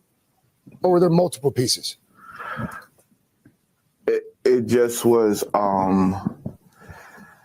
It was the whole case altogether, all the pieces, testimony, witnesses, and it just a lot together. And people had questions. We used the evidence to answer their questions, and we didn't try to go down these rabbit holes where we're just getting lost in what all these other things that was thrown at us in court or whatever. And we interesting. So this kind of once again strengthens the idea that they shouldn't have done the conspiracy route. Like, just stick with the evidence.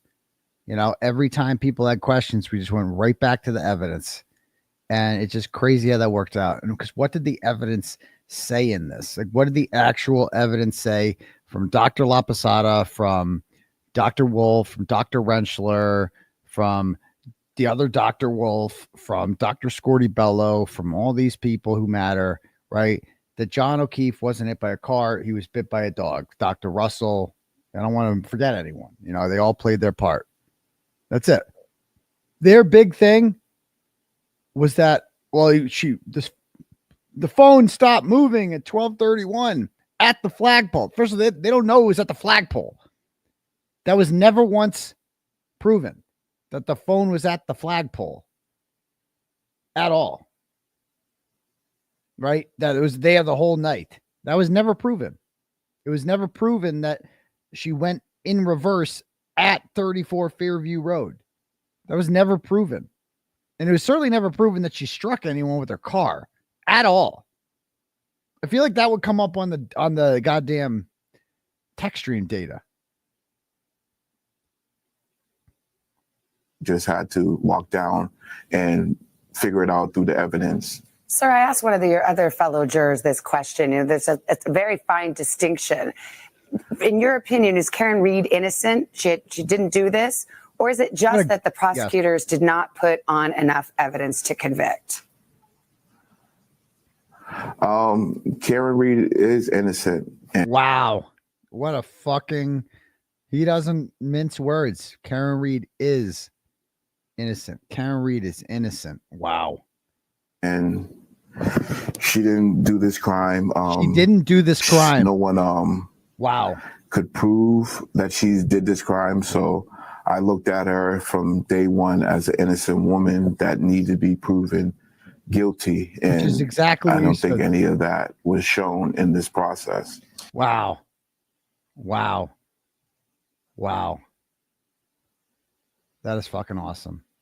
Karen Read is innocent. She is innocent. As all defendants are presumed to be innocent until the state proves with evidence that they are not. And so he went into this saying Karen Read is innocent. She did not do this. The state did not prove that she did this. Therefore, she's innocent. Period. How do you like that one, Spanky? Sir, to that point, if she didn't do it, this is perfect. Who did? This is great. Watch him. That's not my job. It's like, that's not my job. No, it's not. It's not your job. Your job is to decide if Karen Read did it. That's your only job. And this once again shows, guys, how brilliant it was not to go the conspiracy route, because it's not. Look at that smile too. That's not my job. It's not my job. That's the most emotion I've seen out of him. And I told you, this guy came into court when they had the questions and looked at the Read family and smiled. I'm telling you, I saw it happen. I witnessed it happen. He's like, yeah, he's like, you idiots.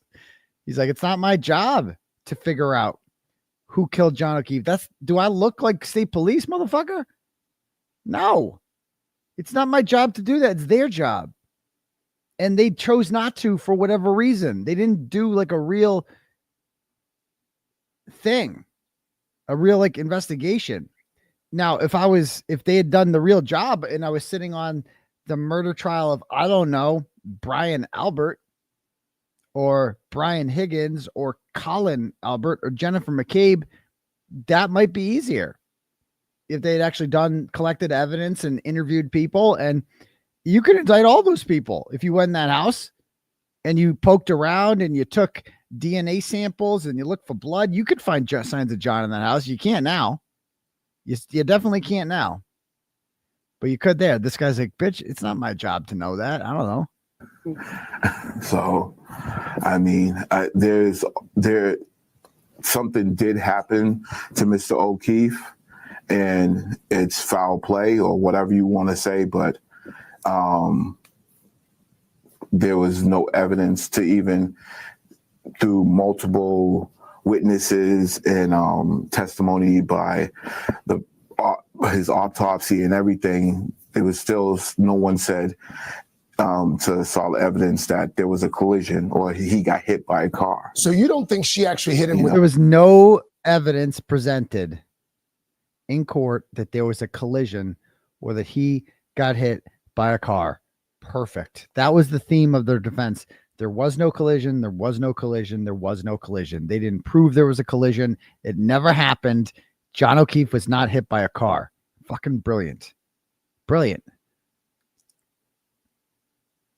This is like every time you hear one of these juror interviews, Alan Jackson has to be sitting there thinking like, holy shit, our what we said went exactly how we hoped it would go. Like this was our plan. Like you never know how a jury is going to take your evidence, but they took it exactly how we hoped they would.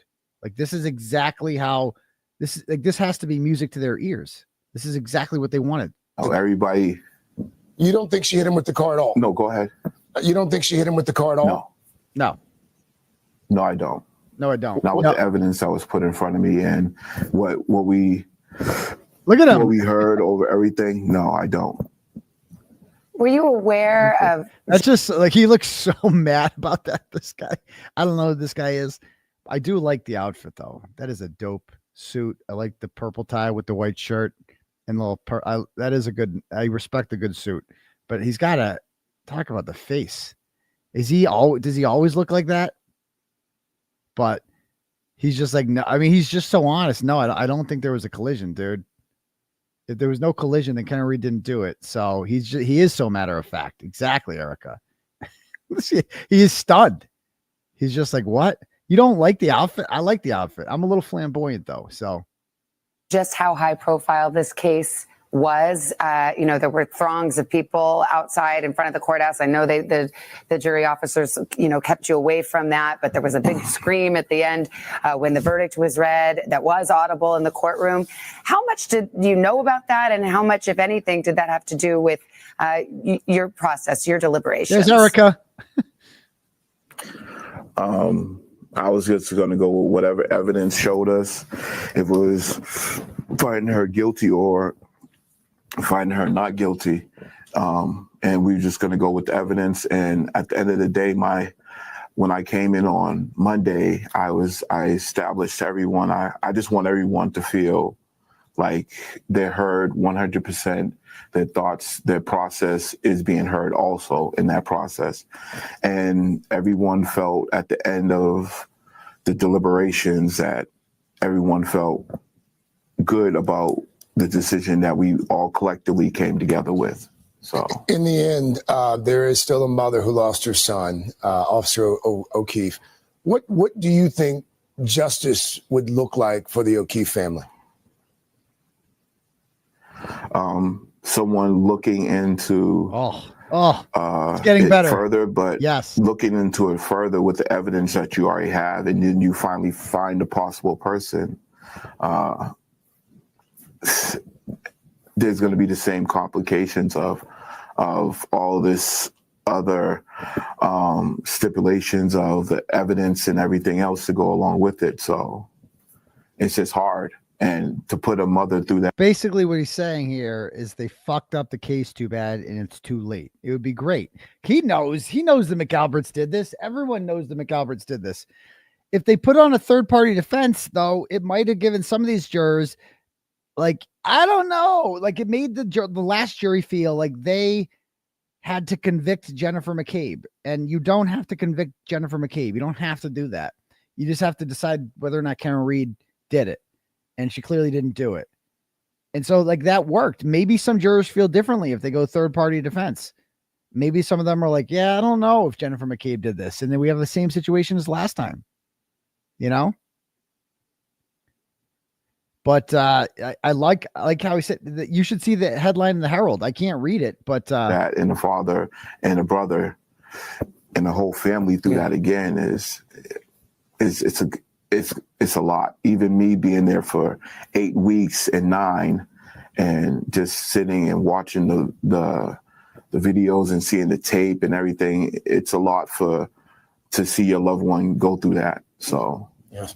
That's a lot for the jurors as well. It's a community service that people as citizens are asked to do. And as a foreman in particular, no one gives you a manual and tells you how to deliberate. So thank you for your service. Thank you for being here, Mr. Foreman. We appreciate it. Hey, thanks for watching. And don't forget, you can catch the Today Show every... All right. Easy there, 𝗷𝗄𝗃. Okay. I love that. And I think I saw it in the Boston Herald. See if I can find this. And holy shit, Krusty is getting annihilated on a racist tweet. What a fucking ratio that is. She probably loves it, though. She just loves it.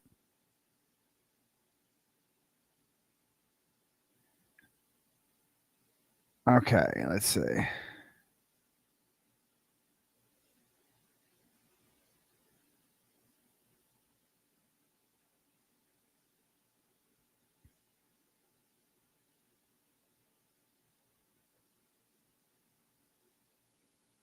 I'm looking for the Herald. Hold on, because I saw he had a headline in the Herald.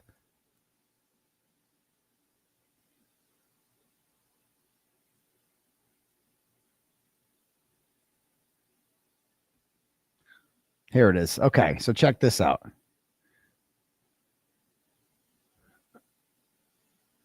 I gotta go to archive.ph. A way around this. Not a robot. Okay. All right. So check out this headline.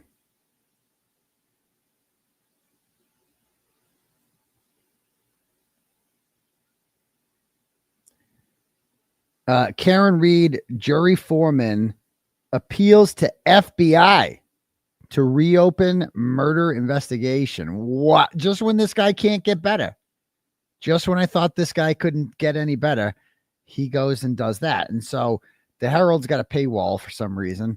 And so we will go to archive.ph to get around it. And we will see here what went on in the house in Canton. He wants to know. Really? So this is news to me. He's just juror number 1. Okay. There are many holes that need to be filled, he told the Herald Tuesday afternoon. Now that the FBI knows Karen Reed is not a suspect, something happened and multiple jurors feel that way, bro. Multiple jurors. This is awesome. Imagine the FBI gets started again. They gear their thing up. Now, the FBI did announce, they did tell the Reed team that they were no longer looking into this. They did say that like a few months ago. That was real. But did they really? Like, the question is, do you believe that? I believe they said that, but do you believe they'd really just stop investigating the murder of a Boston cop? This, like, what? I mean, if you wanted to make them feel comfortable again and maybe start using their phones again, right? And get a look, wouldn't that be a smart thing to say? Right? Make them more comfortable? I don't know. We'll see. I don't know if we'll ever get justice for John O'Keefe. I don't know if we'll ever have anyone who actually did it get arrested. But I feel like the strongest evidence I've heard happened last night on the Sunglass Girl show when Nick Barrow said that Adam Lally instructed him, asked him to lie. I mean, that's like a police officer that's willing to testify that the DA's office used him and tried to have him lie. Like, imagine Adam Lally was the first domino to fall. Adam Lally would rat on all of them. Like, real quick. Adam Lally's like, I am not going down with the ship. I am going to go back home to my mediocre wife and my cheese sandwich. And I am not, fuck this shit. I was a good soldier and I'm not taking this one for the team. Fuck that shit. Fuck that shit. And he'll start telling you who pressured him to do what. The DA, you know, but Lally could, I after what I've heard on that, I've thought 24 hours to think about that. I think that he could be the first one arrested, the first one indicted. Based on what I heard on that show last night, if Adam Lally's watching, like, bro, you better lawyer up, dude, because he made some serious accusations about you last night, and he's a cop. Like, they're going to believe him. He's like an honest cop. Like, you, and who the FBI hadn't spoken to yet. I bet they might now. Come on. There's no fucking way. There's no way. So, and he's got to be mad. I mean, and he's like got the incentive to flip on them all now, because he's like, bitch, you made me sit there and play with paper clips for 3 months. I had to carry in Hank's sandwich every day in his cooler. That's it. And I had to pack a lunch every day for Spanky. It was humiliating. He gets paid 3 times as much as me to do a quarter of the work. And I convinced 9 people that Karen Reed did it, and he convinced 0. Okay. There are many holes that need to be filled. Now the FBI knows Karen Reed is not a suspect. Wow. Something happened and multiple jurors feel that way. He spoke with them exclusively Friday. That was last Friday, and is now urging the FBI to get justice for John O'Keefe. It has already been announced that federal investigators did not look into the web of Canton, Boston police connections to the case, and did not charge anyone. It's already been announced that the FBI did look. Oh, they did look into it and didn't charge anyone. But the foreman, who asked his name be withheld, said that's not good enough. No one local should be involved in the investigation. It was lazy police work, and we should start some type of investigation of what went on in that house. Oh my God, I want to kiss you on the lips, my dude. This is fucking amazing. This is amazing. Just when I told you I like this guy. I told you I like this guy. This guy just can't he can't stop keeping it real. I thought he was great on the Today Show. This is even better. Oh my God. He's feeling it. And I hope they all start coming out and saying this. This is 2 of them. Him and Paula. We start getting maybe some of the other ones. If you're watching out there, other jurors, even the alternates, come on down. Come on down. And start telling us what happened. I'd love to hear all about it. Love it. Goes, the FBI Boston office declined to comment. Interesting. As usual, on the juror's appeal for a new probe. Not that they wouldn't, but notice they didn't say, like, no, that's closed. They could say that if they wanted to. The foreman has already said, and you know what Plevin wanted them to do? Like I said, I listened to Plevin's stream today of when the verdict came down, and they were so mad that they were like, Plevin wanted David Yannetti to go out on the steps and say, apologize to the witnesses and say, now that Karen Reed is free and you can't try her again, we made that shit up. That's what he wanted him to say.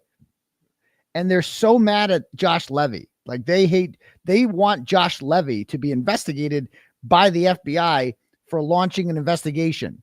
Like Krusty was doing this rant, doing one of her legal rants about how it's a crime to what Karen Reed did and David Yannetti did in trying to launch this investigation is in and of itself a crime because no one got indicted. Therefore, it's a false police report. They said that. It's like these people are fucking retarded. Like they're just so retarded. The smartest one of the bunch is Plevin by far. Like at least Plevin at the end there. Because then they all started getting into plants. They all started talking about who was a plant on the jury. And Benzo Bob and Krusty and Kofin Doofus and the homosexual guy there from Florida, the angry one who hates kids, Matt Doherty, boundless millennial. They were all saying that the jury was rigged. That was like their initial reaction after saying, don't do anything in the jury. Now the jury's rigged and it's run by an Uncle Tom. That's what they said. But Plevin, to his credit, was like, I find that hard to believe. He's like, that's a little bit much. The guy who said that Josh Levy led a conspiracy to frame Jennifer McCabe thought that was a bit much. Okay. And they said that this is like, guys, like Plevin goes, okay, I can see one. But how do you get 12? How do you get 12? And they're like, well, maybe the one plant persuaded them. It's like, oh, like a jury, like a jury, like that's just, they brainwash them. This idea, like Free Karen Reed, just like this magical movement. It's like, maybe this idea that Karen Reed is innocent is such a persuasive argument because it's backed up by facts and like rational people look at it and you're like, yeah, that makes sense. Yeah, I'm down with that. It might not be a cult. It might be a thing we call common sense. I assure you, I am not this charming. I don't have the ability to go and, manipulate all these people into thinking Karen Reed is innocent when she's not. Like, I can't do that. He goes on to say, as the foreman has already said, the unforgivable fact investigators didn't swarm the house at the murder scene during a nor'easter is a glaring red flag in this murder case. Exactly. Prosecutors accused Reed of backing up into John, blah, blah, blah. The juror, a 45-year-old married father of 3, family man, who grew up in Boston, says he is haunted by the belief that something went on inside that house. He doesn't want to give up after more than 2 months put into this trial. We need to find justice for John, the foreman added, and get his mother some peace. See, he's new to this, so he doesn't know yet that Peggy O'Keefe's not trying to hear that, my dude. Like, she does not want to hear that. Like, she's not. Karen Reed, she thinks Karen Reed did it, and she'll die thinking Karen Reed did it, no matter fucking what. She's not ready to accept the reality. Because I was in his position when I first started doing this. When I first started writing about this, I'm like, oh yeah, we'll get the O'Keefes on our side and we'll be good. Because the O'Keefes, so obviously, it's their son and their brother.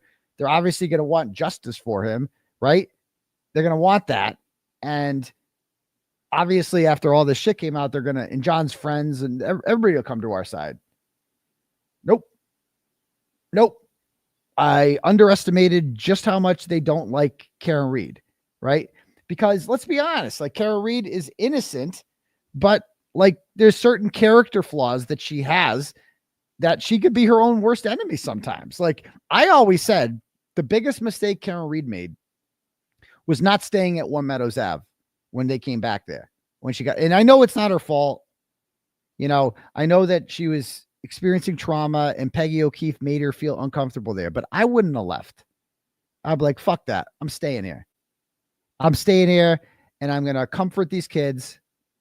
And I'm going to, because that's what Jen McCabe would have done. That's what Jen McCabe did do. That's why Jen McCabe won them over, because Jen McCabe schmoozed them, because Jen McCabe wasn't going through trauma and Karen Reed was. That's the difference. That's the difference, is that they, wanted, I think that was her biggest flaw, was just that she didn't stick around One Meadows Ave. And that is because that's what Paul O'Keefe cites as his reason for thinking Karen Reed's guilty, that she left that morning. It's stupid. It's retarded. It makes no sense. It's fucking ridiculous that that's the way he thinks. But I would argue that having Paul O'Keefe and Peggy O'Keefe on your side would have been better than having even me on your side. Like, that's the biggest thing that we have to overcome here, is that the victim's family sides with them, right? That's a problem. That is a hurdle that we have to overcome. That's what they all point to. Like, you're going to go against the victim's family? They brought Jennifer McCabe and Brian Albert with them to record, and that was her time to let those kids know and let Paul know, Paul was still open to Karen Reed is innocent until she left the house, right? Peggy O'Keefe sucks. Like, she's just miserable, right? But Paul O'Keefe, you could win over at that time.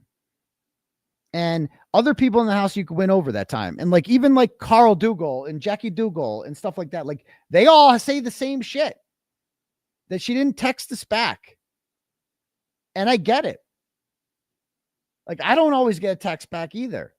And I've done a lot for Karen Reed. You know what I mean? I get it. Like, but she's still innocent. It doesn't matter what her personality is like. It doesn't matter if she, you know, isn't the greatest person. Like, it doesn't fucking matter. Like, I shouldn't even know what kind of person she is because she didn't kill John O'Keefe, period. And yes, Richie, they use the O'Keefes as human shields. That's the big thing. They use them as human shields. So yeah, that's my thought on that. But man, this fucking Foreman, dude, Jesus Christ. I thought this guy couldn't get any better. Then he goes and says that. Holy shit. That is dope. I love it. Okay. What else we got here? Oh, did you guys see? I made this little twat as I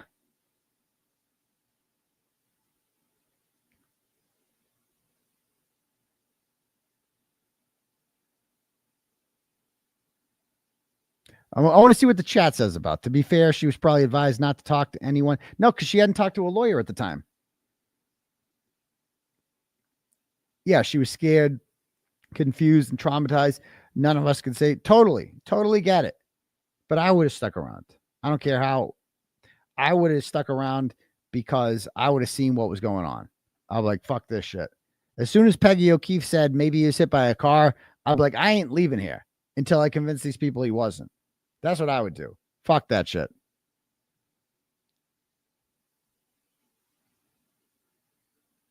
I get it. But you guys have to admit that is the biggest thing she did to not win those people over was leaving the house that morning. She's traumatized. I get it.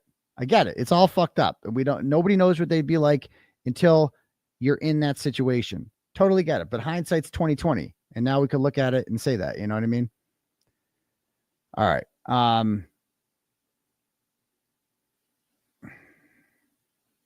So I made this little video here. Oh, first of all, I love I did some memes. You know, I did a couple of memes today. I meme. You know, there's the first jury. I like this one more, the upgrade. I like this one. This is just so accurate. Right? Upgrade. There we go. Awesome. Okay. All right. But then I made a little video here with Julie Grant and the Foreman.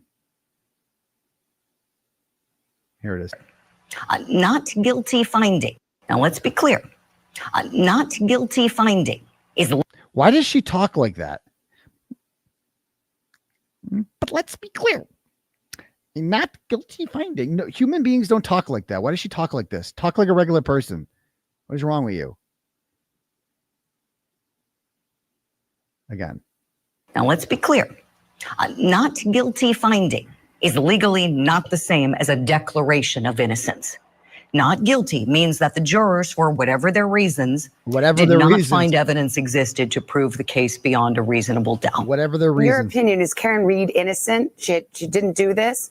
Or is it just that the prosecutors did not put on enough evidence to convict? Karen Reed is innocent and she didn't do this crime. Now let's be clear. Not guilty finding is legally not the same as a declaration of innocence. Karen Reed is innocent. Not guilty means that the jurors, for whatever their reasons, did not find evidence existed to prove the case beyond a reasonable doubt. I looked at her from day one as an innocent woman that needed to be proven guilty, and I don't think any of that was shown. Now let's be clear. Not guilty finding is legally not the same as a declaration of innocence. You don't think she hit him with the car at all? No, I don't. No. Not with the evidence that was put in front of me. And not guilty means that the jurors, for whatever their reasons, did not find evidence existed to prove the case beyond a reasonable doubt. Sir, to that point, if she didn't do it, who did? That's not my job. Joel, you suck. No, but that's a good point. Donna Adelson was not arrested. I mean, they killed Danny Markel in what? 2014, I believe he was killed. Donna Adelson was arrested in 2023. And when Charlie was arrested in what, 2022 or 2021? And that was the FBI, man. The FBI was watching them for a long time. They did the bump in 2016. That's when this guy, if you guys, I got to do a deep dive on the Adelsons, but basically Danny Markel was married to Wendy Adelson, right? And they were getting divorced, and she wanted to take the two kids from Tallahassee to Miami, which is like 7 hours away. It's far. It's the same state, but it's fucking far. And she wanted to move down there to be with her family, which included her brother Charlie and her mother Donna and her father Harvey. And they didn't like Danny Markel. Okay. Conveniently, Danny Markel ended up being killed by a couple Latin Kings in his garage in 2014. Just out of the blue, the Latin Kings decided to execute this mofo. And it worked out great for Wendy Adelson because she got the two kids and they got to move to Miami. And then she changed her last name like immediately. That's like the first thing she did, changed her last name. Okay. So everybody knew that this is not normal behavior. These people are up to some shit. And the Latin Kings did this. What the fuck? Why the Latin Kings execute some Florida State professor in his goddamn garage? Like, that doesn't make any sense at all. Well, as it turns out, they end up getting these guys 2 years later.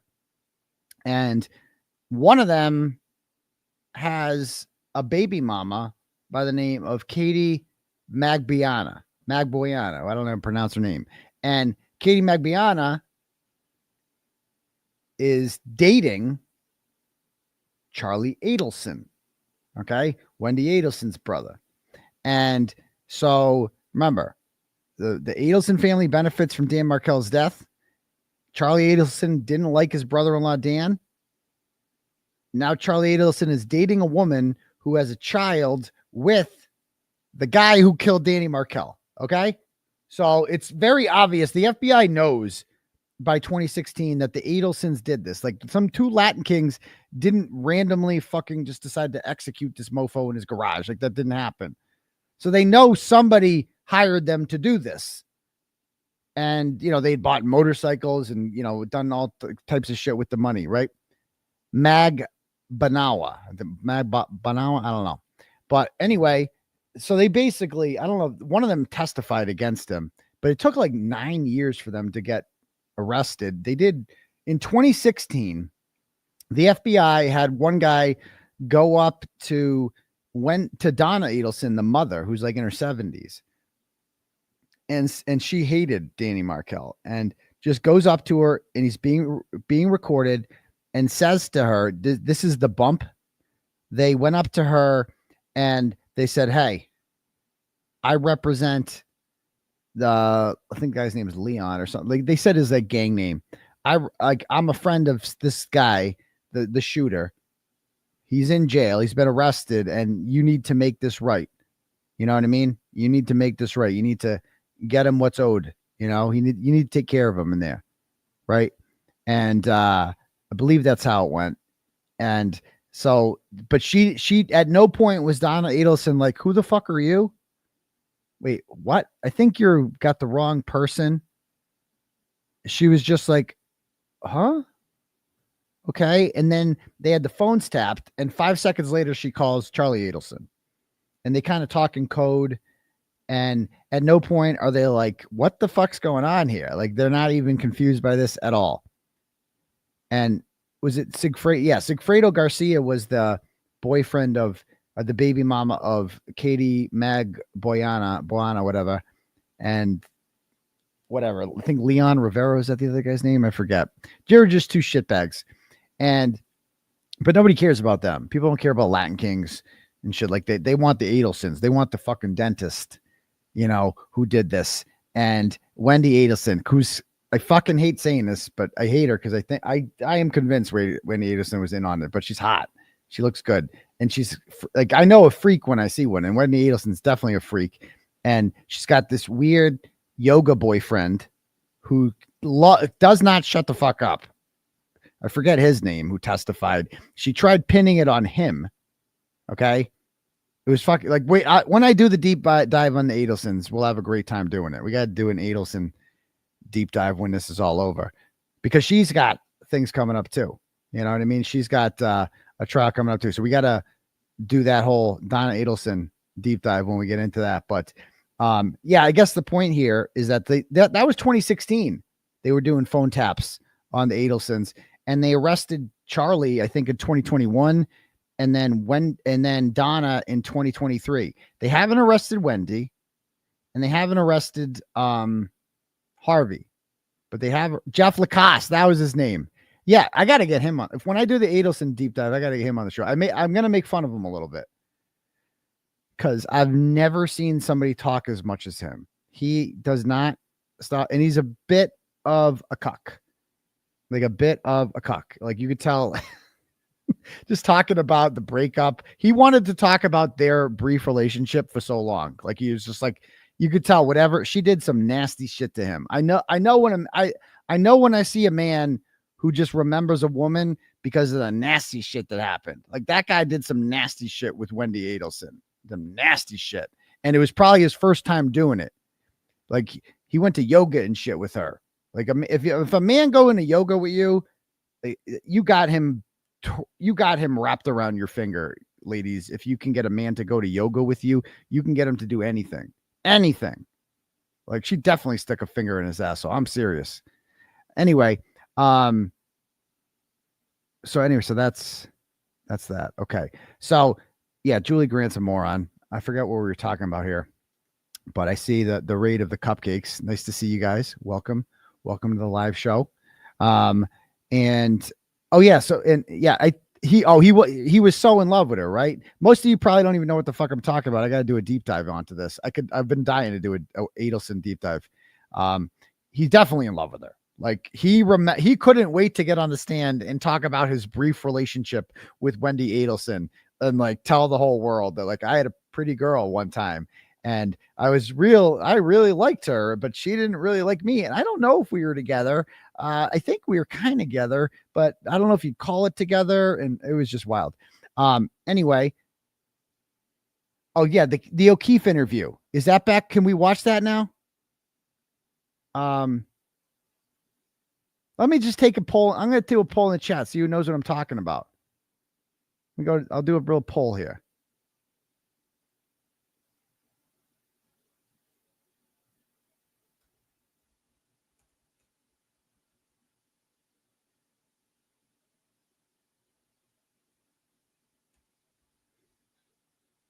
Do you follow the Adelson case? I'm just curious. How many in my chat follow that? 80. Wow. It's high. So we've got, okay. No, it was at 80. Now it's at 54, 52. Okay. So about half of you. All right. That's interesting. All right, cool. All right. Anyway, back to, yeah, we'll definitely get it. I got a lot of thoughts on that. Yeah. Let's talk about Maureen Callahan for a minute, because I want to get fired up about something. Do you guys know who Maureen Callahan is? I guess she's on, people are saying she's on with Megyn Kelly, who I do like Megyn Kelly. Because Megyn Kelly's kind of based. And like, this is her right here. I had no idea who this woman was today. Like, and she wanted us all to know, as she worked in that clip we ran there, to remind us she's a regular person, Maureen. She's a working mom. So she gets what it's like to be a working mom. Here's the clip.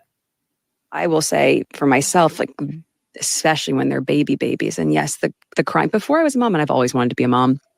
Before I was a mom, I was like, oh gosh, I'm going to give a speech with a baby on my hip. I had a whole vision. I was like, I'm just going to, and then you fast forward, granted, I had a lot of external things happening. Yeah.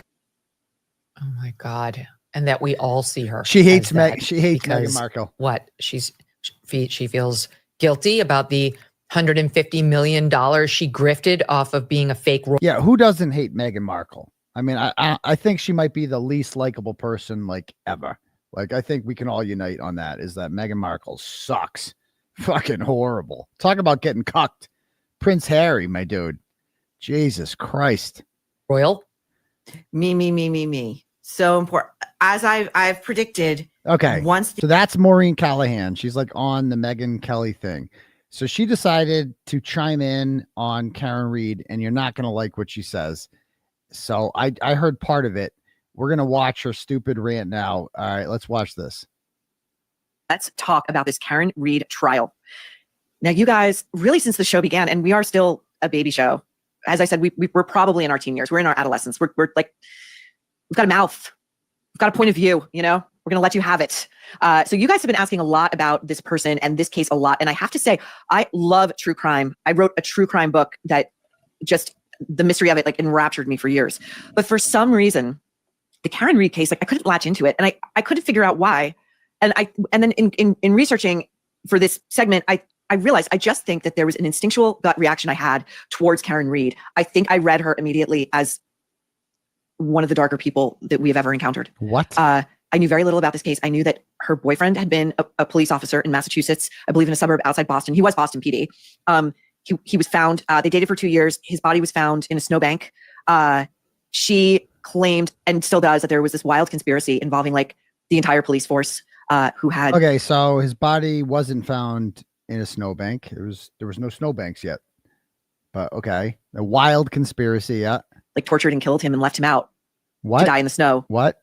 And that never really made sense to me. But that she. Yeah, see, okay, let me explain why it doesn't make sense to you, Maureen, because you're a fucking retard who hasn't done any examination of the case whatsoever. Because you're a simple-minded fucktard who just saw it like conspiracy. I don't believe in conspiracies. I don't do conspiracies. I'm with you. I used to kind of be like that too. But this is not even a conspiracy. This is just like the most logical conclusion anyone with a brain can reach, including the 12 jurors who just sat through 31 days of testimony and evidence. They reached the same conclusion that John O'Keefe was inside the house when he died. That's why they're demanding some FBI investigations. You don't know anything. You just want to talk about the Karen Read case because it's what everyone's talking about. But instead of like researching and thinking for yourself, you just say whatever the first thing is that comes to your mind, because that's the kind of basic bitch you are. But go on. Let's see what else you got to say. This poor, but glamorous, camera-ready, and media-friendly woman named Karen Read. I mean, it is time for her close-up. Okay, that's what was putting me off. That she had. So there you go. And the truth comes out. It was putting her off because she's a cunt, right? Because bitches be mad at other bitches that be looking pretty. That's all this is. She doesn't like the way Karen Read looks. Why don't you tell us, Maureen Callahan, how would you prefer Karen Read look? Tell me about it. Do you want her to come in jeans and overalls, or would you like her to look a little ratty? What should she do with her hair? Should she go full G.I. Jane? Should she not? Should be sad? Should she cry every day for you? What would please you, Maureen Callahan? Because you're obviously a smart person who's interested in facts and data, and you're not just some fucking blonde cunt who likes the sound of her own voice. You want to talk about looks? You want to talk about looks? You look like a fucking I don't even know, like a fourth string porn star, right? That can't get any work. And now you got some fucking third-rate podcast or something like that, trying to get some views, talking about the hot topic of the day. Seriously, you want to talk about people's looks? Look at you. Look at you. Anyway. Nothing to do with the death of her boyfriend of 2 years. We're looking right now at an official police portrait of John O'Keefe. Really handsome guy, by all accounts, a really, really, really decent guy. His sister had died. I believe her husband had died. He took her 2 children and was raising them himself as a single dad, a police officer, as a single dad. I mean, anyway, when I saw the verdicts come in last week, I thought to myself, absolutely, the troublemakers, as usual, you are right. We have got to talk about this. Okay. So the first thing we're going to do is look at Karen Read's address to her supporters last week after she was acquitted in this murder. Okay. She was convicted of like a much lesser charge of like DUI, I think, and she got a year's probation. Oh, you think? I think. Yeah, you've really done a lot of research. Good thing you were like, hey, I'm going to go on my fucking show here and talk about a case, and I don't really know anything about it, and I'm just going to be a bitch. I'm just going to be really cunty about it. That's going to be my assessment of it. I'm just going to be a bitch, and that's how I'm going to determine. Anyway, this is Karen outside Norfolk with her lawyer making very mature hand signals. You know, things that really like reflect the sober seriousness of this crime. You know, here she is outside the courthouse.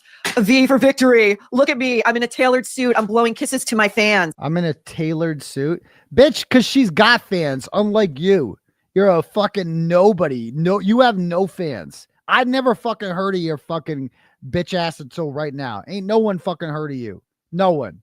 You could walk the streets of Dedham. There isn't a single fucking person that'll be like, hey, can I take a picture of you, Maureen? I don't know. Nobody knows that you are. Your fucking name's Maureen. No offense to all the Maureen. There's got to be somebody named Maureen watching right now. But that's an old woman name. Your name fucking Maureen. What the fuck's up with that? Look at you. You can talk about how people look and the signs are making. Yeah, she does this because we can't fucking yell. So that's the only option. So yeah, we got a cool little thing there going on. You ain't never been a part of anything like that. And you never will. Because no one's ever going to like you. Ever. I made Kara Reed likable. I can't make you likable. Period. Are you kidding? A man died. Two children who already lost their parents, lost their uncle, their surrogate father. Yeah. You know, is this really appropriate? I mean, where are we in the culture? Because I saw all of this coverage on the news. I saw this footage rolling over and over and over on the news. And I swear I never heard one single person say anything about how callous and inappropriate this was. What the fuck's callous and inappropriate? Maybe because it's not callous and inappropriate. Maybe it's because you are allowed to be happy when you are an innocent person who is acquitted of murder charges. Maybe you should understand that. Maybe you should think about why she's happy. Because why the fuck wouldn't she be happy? For the last 3.5 years, she knows that she didn't kill John O'Keefe and that the people inside 34 Fairview Road did.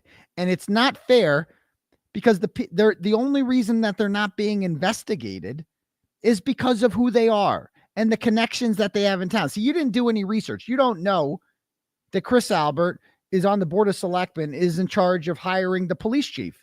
You don't know that his brother, Kevin Albert, is the detective in the Canton Police Department. You don't know that they didn't search the house and they didn't even apply for a search warrant for the house. You don't know about any of that. You don't know that Brian Albert is that Chief 𝗵𝗂𝗆𝗆 messaged a reporter from Boston 25 News and asked him to take down a tweet on February 2nd that mentioned that John O'Keefe's body was found on Brian Albert's lawn because Brian Albert is a, quote, pillar of the community. You don't know any of that shit because you're retarded and you don't do any sort of research whatsoever. You're just a dumb blonde bitch with fake bleached hair. You look like you got fucking beat up. I don't even know. Like you went swimming in a thing of Twinkies or something. Well, how the fuck is your hair like that? And you, I mean, look at you. You're a joke. And you're going to talk about how someone looks? You're going to judge people on the looks? Thank God people don't do that to you because you'd be out of luck. You'd have a tough life. So anyway, and let's not forget, everybody who condemns Karen Reed, let's never forget this. Anyone who condemns Karen Reed is protecting cop killers. Never forget that. Because everybody knows that John O'Keefe was killed inside Brian Albert's house. It's a fact. He was. It's an undeniable fact. He was killed in there. He was fucking chewed up by a dog. That's gone. The fucking dog's gone. You fucking blonde bimbo bitch. I bet you didn't even fucking know that they got rid of the fucking family dog. You own a dog, bitch? Do you? Have you ever had a dog for 6 years that you just got rid of? That you just fucking like, I'm going to get rid of this fucking dog. Have you? No, you haven't. You've never had that fucking happen because it's not fucking normal. Normal people don't give away their fucking dogs. Especially when a dead man is found on the front lawn with dog bites. Huh? Yeah. Come on my show, Maureen Callahan. A show that people actually fucking watch and talk to me about this. Debate me. You fucking won't. Because you're a bitch ass coward. That's what you do. You are too afraid to debate somebody like me who actually fucking matters and has a gigantic audience that puts you to fucking shame. That's self-made, by the way. I did this all on my own. I'm a fucking high school teacher that built this up on my fucking own, right? Me inviting you on my platform to debate me is a fucking win for you. I'm slumming it by having you on here, right? So I'm going to offer you that gift just so I can fucking embarrass you, but you ain't going to fucking do it Because like someone in the chat said, you're a no-neck hoe. Look at you. Where's your neck at? You don't even have a neck. You no-neck hoe. Look at you. Anyway, go on. Now, that's what we're here for. Clearly, there's a hole in the culture. There is a void bigger than, the Grand Canyon, and we are here to fill it, people, okay? Now, here is there's a big void bigger than the Grand Canyon. It's between your legs, but go on. Karen's speech to her supporters after narrowly escaping with her life. She was facing life in prison. Here we go.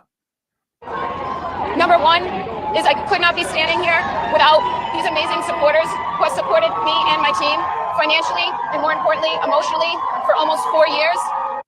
You would think this was the Academy Awards. You would think this was the Oscars. Listen, sister, I think you killed that guy. I have reason to believe you. Listen, cunt, I think you're protecting cop killers because you are. I don't think you are. I know you are. You think that she did it because you're a fucking no-necked hoe retard who doesn't fucking understand science, physics, and everything fucking else in the world, and obviously didn't watch the trial. And now, by saying that Karen Read did it, you are going out of your way to protect murderers who killed John O'Keefe, and you can burn in eternal hell for that, you no-neck hoe. Back to this. You killed that guy, as do many other people. Yeah, and no she's one out matters. here thanking her supporters and those poor saps, those idiots who donated their hard-won money to this piece of shit who was They're hard one. Oh, we did. We gave because she's fucking innocent and we want justice for John O'Keefe. You no-neck hoe. The fuck, you're mad because ain't no one ever giving any money to you because you're worthless. No one ever give your fucking no-neck hoe ass any money. Ever. Because you're a worthless piece of trash. The only thing you're getting any money for is fucking turning tricks in some alley somewhere, giving some guy a blowjob for $35. That's all you are. You no-neck hoe. A top-level financial analyst who, when she was facing these charges, called over to Harvard Law School, where she got the good advice to go hire Kevin Spacey's attorneys. You think that doesn't cost a pretty penny? Don't weep for her, okay? You should not be giving her don't give her your money. Don't do it. Oh, we already did, bitch. We freed Karen Read. We already did it. You're late, bitch. We already did it. We got it. We already won. You lost. I mean, why the fuck you jumping on the losing train now? Because you don't like that speech? Yeah. Cry Let's more, see what bitch. else you had to say. Yeah, cry more, bitch. And the second thing I want to say is no one has fought harder for justice for John O'Keefe than I have. Than I have and my team. Yes. I think his family would beg to differ. Well, first of all, his family, that's because his family's retarded. And his family has done nothing, you no-neck hoe. If you actually looked into this, Paul O'Keefe is too busy getting drunk and inviting Lindsay Gattani to court hearings. And did you know that Paul O'Keefe had an internet girlfriend who he never met, who he was having a fake internet affair with, sending dick pics to, and bathroom mirror selfies. We were telling her he was going to make a glazed donut out of her face and sending her signals during court hearings because he knew that the cameras were on him. That's what he was doing. And what was Karen Read doing while he was doing that? Karen Read was getting to the bottom of this shit. Karen Read was analyzing cell phone data showing that Jennifer McCabe Googled how long to die in cold at 2:27 a.m. And Jennifer McCabe called her sister Nicole Albert at 5:07 when she was apparently sleeping. And they went to the FBI and they found all sorts of shit about it, what these people were doing. And they hired Arco, who said he wasn't hit by a car. That Karen Read did all that. What the fuck did Paul O'Keefe do? Nothing. Paul O'Keefe told me that he made up his mind when Karen Read left his house. That was the end of the Paul O'Keefe investigation. You no-neck hoe. I think his friends would beg to differ. I think all of the witnesses that Read has allegedly sicked her supporters on, and we'll get to that. Oh, yeah. Would beg to differ. Yeah, let's back. And I'm going to quote you something that she said. Oh, yeah. She did this HBO 5-part, or it's investigative discovery. Now it's on HBO Max, whatever. Yeah. 5-part docuseries during the trial and up to the verdict. And I'm going to quote you something that directly came out of her mouth, and it's such a vulgar piece of obscenity. Nobody's fought harder for James O'Keefe than I have. Yeah. Bitch, you just called him James O'Keefe. His name is John O'Keefe. James O'Keefe is the guy who exposes liberal shitbags in states that don't have two-party consent laws. Okay?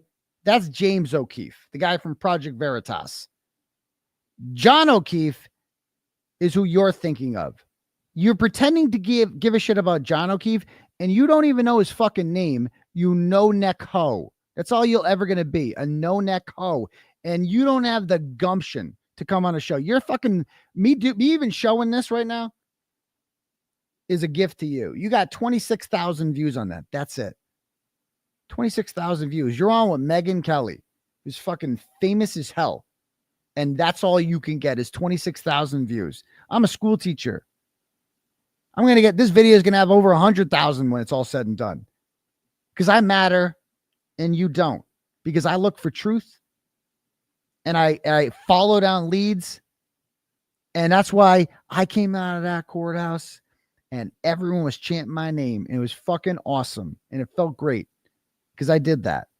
That's what I did. What fuck have you done? Fuck have you done in your life? You no-neck hoe. Back to this.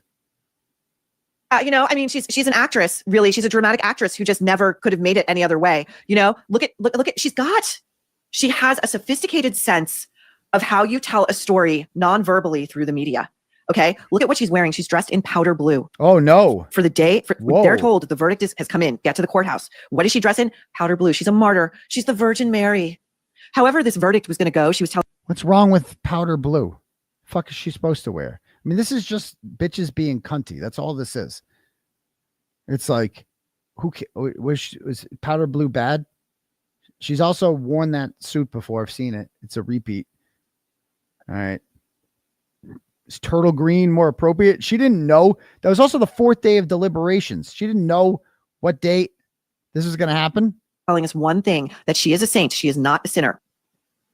Now, as discussed, I watched all 5 episodes of that documentary. It's called A Body in the Snow. And the showrunner is a veteran. I was obsessed with the show as a kid. I would scare the living crap out of myself watching the show. I was addicted to it. The late, great Unsolved Mysteries. So this is a veteran in the true crime storytelling space. Her name is Terry Dunn Muir. And she did an interview recently with The Hollywood Reporter. And they asked her, how'd you get all this access? You know how she got all this access? Guess who made the call? Karen Reed called her, not the other way around. Karen Reed is like, hey, I need some more cameras on me because the national media isn't enough. Let's get a camera crew in here and let's talk to me all day long. Oh, so it's not really a smart thing to do when you're on trial for your life. I'll give her that. That was not a smart thing to do. It's a smart thing if you're, I mean, the dumbest thing about Karen Reed doing that documentary is she didn't get paid anything. She got paid $0 for that. She just wanted to tell her story. That's Karen Reed's biggest weakness, is she wants to tell her story, right? If I were to give her advice, it's like, just let me tell your story. Let 𝗕𝗏boy tell your story. It's way better when I tell it. Before Karen Reed started talking, everybody liked Karen Reed because she was viewed, because you'd never heard her voice before, right? And you're like, I'm the one. It's better when other people advocate for you, right? I know you want to advocate for yourself, but it is better when other people advocate for you. Like her side was getting out through me. It didn't have to get out through her, right? And it just, because she talked, even though she didn't do anything wrong and everything was taken out of context, it's like you're just giving people a reason, like this no-neck hoe, not to like you. You know? So there's that. But, I think I'm going to say this, and I think this person is innocent, but extremely strange, very dark, very weird. Not since Amanda Knox. Again, I think she's innocent. She was eventually found not guilty of the murder of Meredith Kercher in Italy, but she was very weird during the entire investigation. She was like doing cartwheels at the police station. Anyway, I don't think I've seen a murder suspect so excited to be facing down a trial for murder, for homicide. Karen Reed. She's so excited. Like, there's this scene in the first episode. The very first episode, she's in the back of a very expensive SUV. She's wearing, clothing that costs a pretty penny, and she's on her phone, and she starts like levitating. She can't believe it, and she lurches forward in her seat so she can tell her lawyer up front or whatever member of her entourage is up front, like, oh my god, you're not going to believe it. I just got an email from Elle magazine. They want to do something on me. Can you believe it? I mean, like, she's arrived. She has arrived, and she is now the star that she has always been. Okay, so Terry chose to use that clip out of all the other clips, and she's a bad person. Okay, so meant to be. Are you going to talk about like the facts of the case at all, or just cunty basic bitch shit? And we are going for it, man. This is it. It is pedal to the metal. She's not leaving, by the way, and I'll tell you how she's going to stay. There is nothing about this woman, nothing, that mourns the death of her boyfriend of 2 years. Nothing this servant of the public who wound up dying alone on a cold, freezing winter's night in the snow. So this is the quote I was telling you about. Here's what she says to us in episode 4 about her dead ex-boyfriend. And I quote, all right, let's hear it. I used to think, poor guy. Now it's all about me. I used to think, poor guy. Now it's all about me. Okay. It's all about me. This is my trial. Fuck him. Fuck him.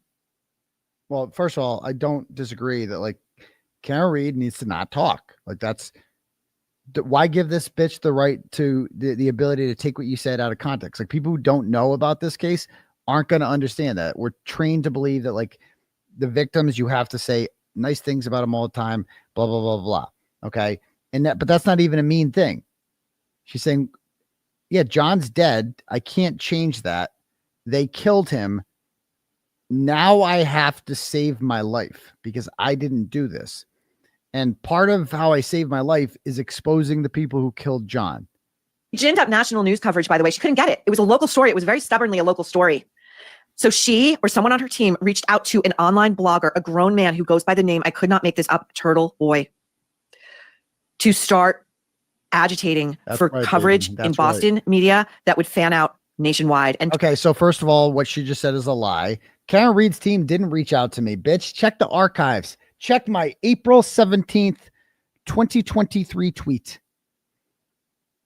Before I'd ever spoken to Karen Reed, ever, or anyone from her team. I found this shit on my own because I am a fucking big dick award-winning journalist. That's what I am, baby.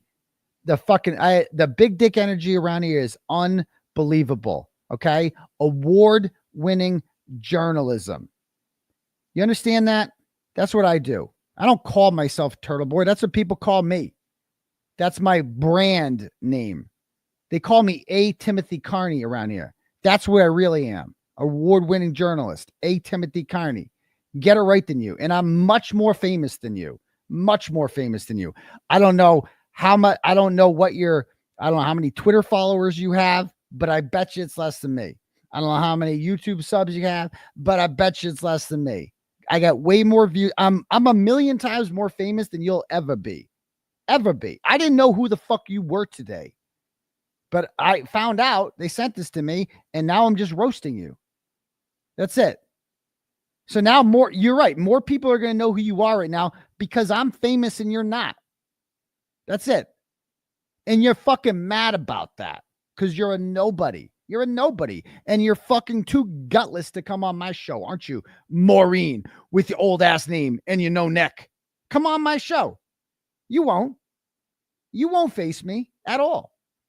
So no, she didn't reach out to me. A Duxbury cop, a retired Duxbury cop by the name of Brian Johnson. If you read the article in me about the Atlantic, you've never had an article written about you in the Atlantic, have you? I have. I had a whole fucking profile. It took like a year to write. The guy flew from England multiple times, came down here, interviewed me, wrote an awesome article, 46 pages. I had that. No one's ever done that for you because you're worthless and you're basic and you got no neck. Okay. I put my neck on the line. You can't because you don't have one. So anyway, Brian Johnson reaches out to me and he used to work with John O'Keefe. And because he's a police officer and he says something's not right about this. This woman's innocent. And Brian Albert is a shady cop who no one likes. And because another cop told me this, I took it seriously. And then I read the court filings and they spoke for themselves. 𝗏𝗏boy couldn't participate in this documentary because he's currently facing 16 counts per Moore in the Hollywood Reporter of witness intimidation. This guy feels like a David Fincher. Okay, 𝗏𝗏boy could not participate in this because he's facing charges of witness intimidation. Wrong.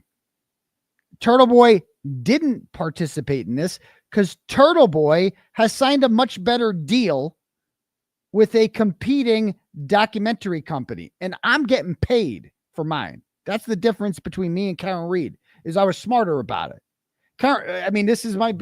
When I write my book, I'll explain all this, but she was really stupid to sign that documentary. That was really stupid. Her and I could have made a lot of money together. Do like a Karen Reed and 𝗏𝗏boy documentary would have made a lot of money, but she wanted to get hers out and it fucking backfired, didn't it? It fucking backfired. And mine's not. I'm better at this than Karen Reed is. right? And our documentary is going to be awesome. And our movie's going to be fucking awesome. It's going to be dope. You got any movies coming out about you, Maureen? Do you? Because I do. I got a whole doc coming out about me. So that's why I didn't participate in that doc, because that doc sucks. And Terry sucks. And I'm not going to be in her sucky documentary. And I'm not going to be in the sandpaper one either. I refuse, because I'm somewhat of a big deal. Okay. I don't need to participate in third-rate documentaries. I only go on good ones by compelling pictures. That's it. With Jeff, ours is going to be fucking awesome. Invention. He truly does. And I really do hope David Fincher gets back to doing noirs and movies about crime, like Gone Girl, Seven. Like that is real. That's really where he shines, I think. Anyway, decorated. The only thing that's decorated is her face. It's fans who are her cult members, really. You know, and I often think back to what Megyn Kelly said once about protesters that you would see, like the pro-Palestinian ones, for example. You know, you don't typically see healthy, fit, attractive, successful-looking people showing up day after day to protest for or against someone. You just don't. Yeah. Have you ever seen this person called Krusty Panties? Have you seen the people on the other side? Have you seen 𝗵𝗄𝗎 𝗵𝗂𝗎? Like, have you seen Twisted Tragedies? Have you heard of the food stamp 5? Have you?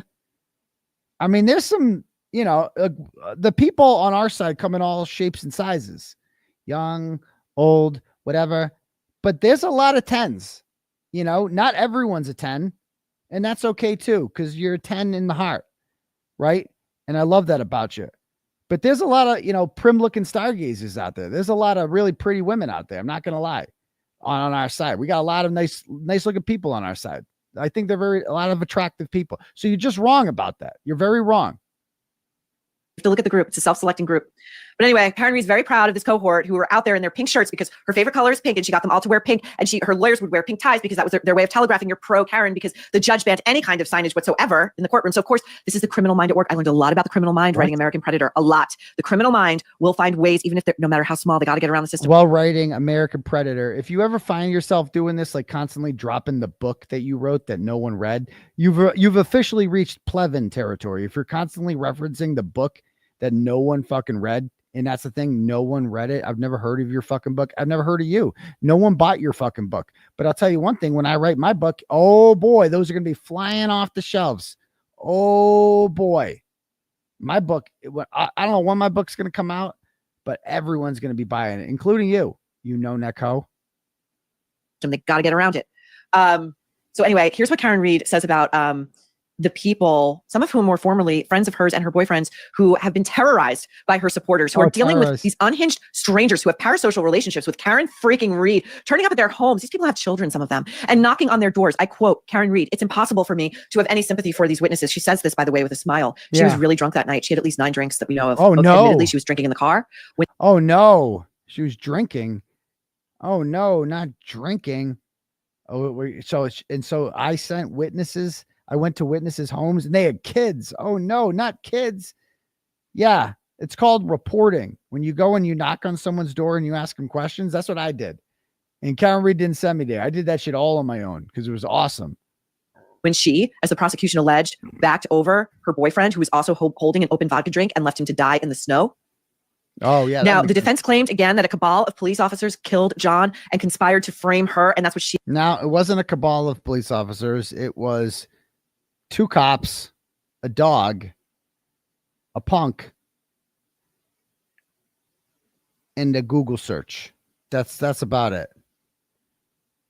He has alleged, and that, my friends, is narcissism. That is malignant narcissism. Just my opinion. And by the way, as one of John's very smart, very, very commonsensical friends, like, this is a guy you look at and you're like, he's salt of the earth. Like, I went to high school with a guy like this, like, he's decent. He said his name is Brendan Kane. And among this leprechaun motherfucker, salt of the earth. Oh my God. By the way, 149,513 subs. That's what I got. And right now, guys, I see there are on YouTube 11,187 people watching, which reminds me, we are 487 subs away from 150,000. Can you believe that? We are just, so I guarantee you there's at least 487 of you who haven't hit that subscribe button out of the 11,141 people watching right now. So I'm going to refresh this right now. And let's see. Watch this, Maureen. Watch how fast we get this up. I'm going to refresh. Let's see what we can get it up to. Ready? 519. We got 6 more there. Come on. You want to fuck over this bitch right now? Hit that subscribe button. If you fucking hate this cunt, smash that fucking subscribe button and just smash it. Smash like you're smashing this bitch's face. Smash that shit. 519. Refresh it. Let's go. 551. Ho. You know, neck ho. I just got 32 more subs. I am now 449 away from 150,000. I'm going to get to it tonight on this show. This stream doesn't end till I get to 150,000. Just to show you how easy I can fucking do it. You know, neck ho. Let's go. You want to stick it to this cunt? Hit that fucking subscribe button. How mad are you? How fucking mad are you watching this shit right now? You know, let this woman say this. If you haven't hit that subscribe button, you support this woman. Let's see. I'm going to refresh it. 587. You know, neck ho. That's 36 more. 36 more I just got. We are now 413 away. 413. How many subs you got? You got 177,000. Okay, you got a little more than me, but I'm gonna fucking pass you. Give me a couple weeks. I'll be right past you. And again, I didn't use Megyn Kelly to build up my platform like you did. You used someone who was already famous to build your platform up. Let's see. Let's go. Let's go. Smash it. Let's go. I'm gonna refresh. Let's go. Bitch, we're up to 619. Just like that, I got 100 more. We're up to 619. We're now down to 381 more subs to get to 150,000. Let's go. Let's do it again. 629. We're now down to 371 more. So let's play some more of this. Keep hitting that subscribe button though. Let's go. Very wise things he says in this documentary. To believe the defense's version, their theory of the case, you would have to believe that multiple members, veteran members of law enforcement, would conspire and be dumb enough to murder one of their own and then dump the body outside one of their own homes. What's dumb about that? What's dumb? Where are they supposed to dump his body? And were they supposed to chop him up and put him in the river? So, or a fight happened. John fell down, hit the back of his head awkwardly on a stair or some sort of ridged surface, like Dr. Laposado said, caused a gigantic laceration in the back of his head and knocked him unconscious. That could have happened too. And then instead of, they were like, you know what? Oh, this guy's dead. And we're going to go to jail if we report this, or we could not go to jail. And we could save ourselves by putting him on the front lawn and leaving him to die there. And if we get busted, it's the same fucking punishment, right? He's dead in the house, like whatever. We're still in trouble either way. But if we put him outside, then there's a chance someone else gets in trouble. I don't know who. Maybe the plow driver. Maybe we just say, maybe he just fucking fell. I don't fucking know. I don't know. He never came in the house. It actually really makes sense when you think about it. Let's refresh this. 677, ho. I am only 323 away from 150,000. 323 away. And I have 11,039 people watching right now. And we're going to get there just despite your no neck ho. We are now at 679. Let's go. Okay. Play some more. I mean, as he says, he's like, there's railroad tracks in the back. An idiot could figure that out. Okay. Finally, let's take a look and then dump the body outside one of their own homes. I mean, as he says, he's like, there's railroad tracks in the back. An idiot could figure that out. Okay. So you're suggesting they should have dumped them on the railroad track? Why the fuck would they do that? Why would you? That would just prove they did it. Because why is he on the railroad tracks? How does that make any sense? Wouldn't it make more sense to put them on the road? There's also a gigantic fence in their backyard. How are they going to get like, oh my God. Tell me you know nothing about this without telling me you know nothing about this. Finally, let's take a look at this is giving, you know what this is giving? It's giving Casey Anthony. Karen Reed canoodling with her lawyer, who I believe is married. This video was taken. It's either video or the AI one. First of all, just look at Alan Jackson's face in this. That's all you got to do. This video came from like Krusty or dude, I can't believe she's showing this. First of all, this is from last year. I don't know what this has to do with the actual case itself.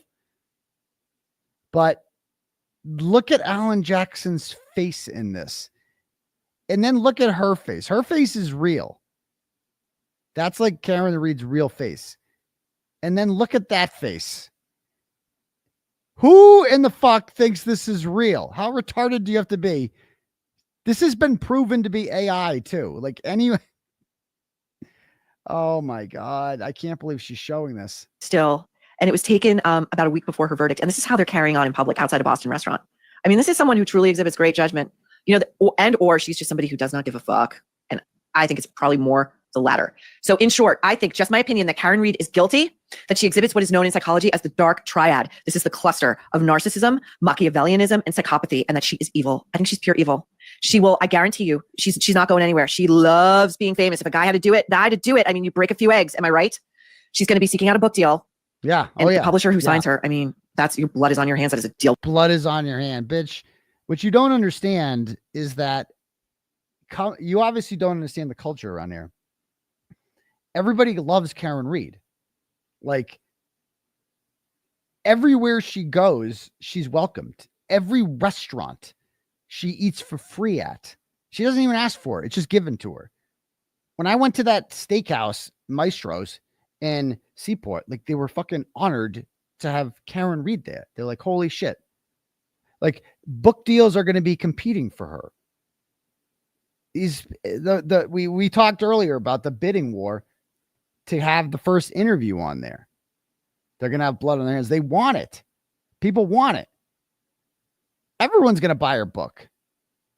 With the devil. She will be launching a podcast. I guarantee it. She will doubtless be saying that she is, as she said in this documentary, and she's going to use this garbage language again because it's got some traction in the culture. And we here at The Nerve, the troublemakers, we are doing our best to dislodge it and get rid of it.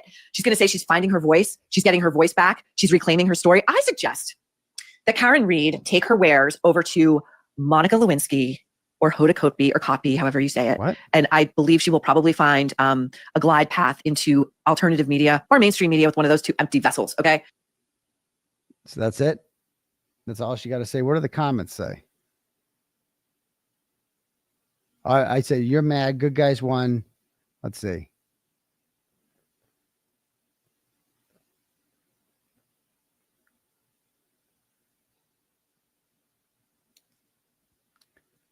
And by the way, we're up to 708 subs. We need 200 and no, now we're up to 711. So we need 289 more subs. There are 10,986 of you watching. I guarantee at least 300 of you have not hit the subscribe button. We're trying to get to 150,000 live on the show tonight. The show can't end until we do that. Period. Let's go. Hit that button.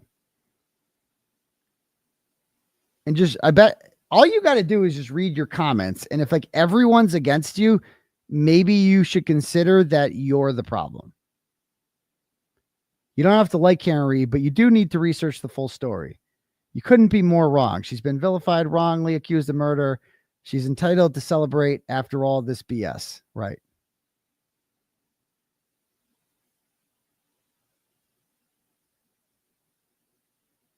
Notice like nobody in her comments is supporting her, is supporting Maureen, like agreeing with her.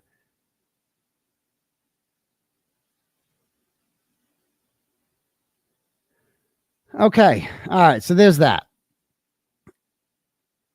Let me read some turtle chats. Hold on. Let me just, I got to fill my water up. I got a little sore horse. Hold on. Give me one sec.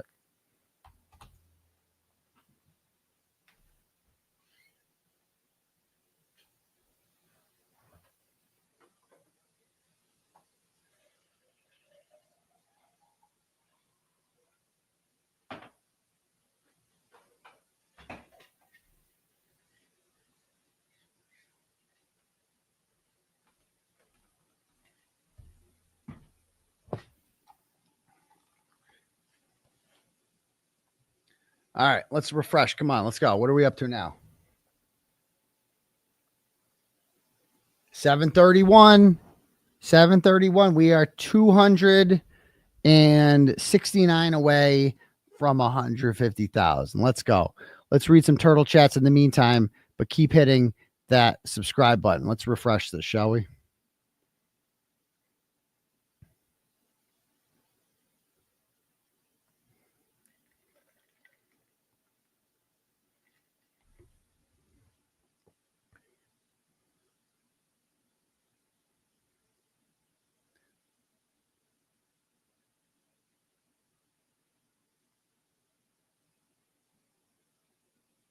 $739. We're down to 261 more. Let's go. Sorry, I got a bunch of turtle chats I'm going to read here.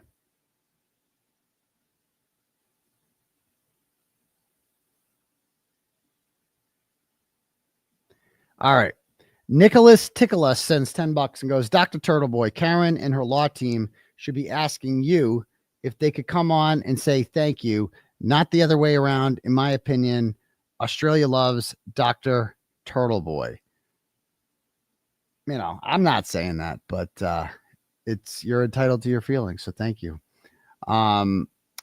Karen sends $5 and says, I heard a conspiracy theory about a female cop who was killed supposedly by other cops, and it was covered up in Norfolk County, maybe, or nearby. You should investigate. I can't tell if you're being silly or not. Like, here's something. Here's with no specifics whatsoever. Go investigate it. Okay, I'll get right on that. By the way, we're up to 745. We need 255 of you to smash the subscribe button. 247. And we need 253 of you. There's over 10,000 people watching. 253 more. Let's go. Come on. Next up. K80 sends $10, goes, was of those people Jen called phone was being actively monitored on, I know that's not English, when the ice cream man visited her.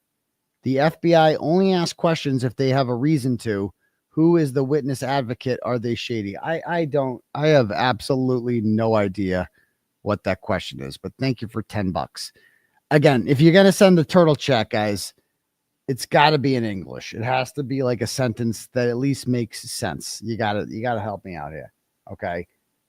And we are up to now 700 and I'll let you know in a minute. 753. So we're down to 247. That's it. That's all we need.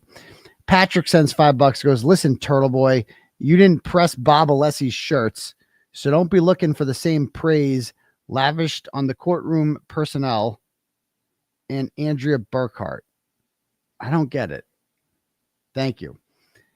Lacey sends $10 and goes, you may not feel badly or upset about no one coming on, but we do, because to us, you deserve it. Well, first of all, thank you for the support. I really do appreciate that.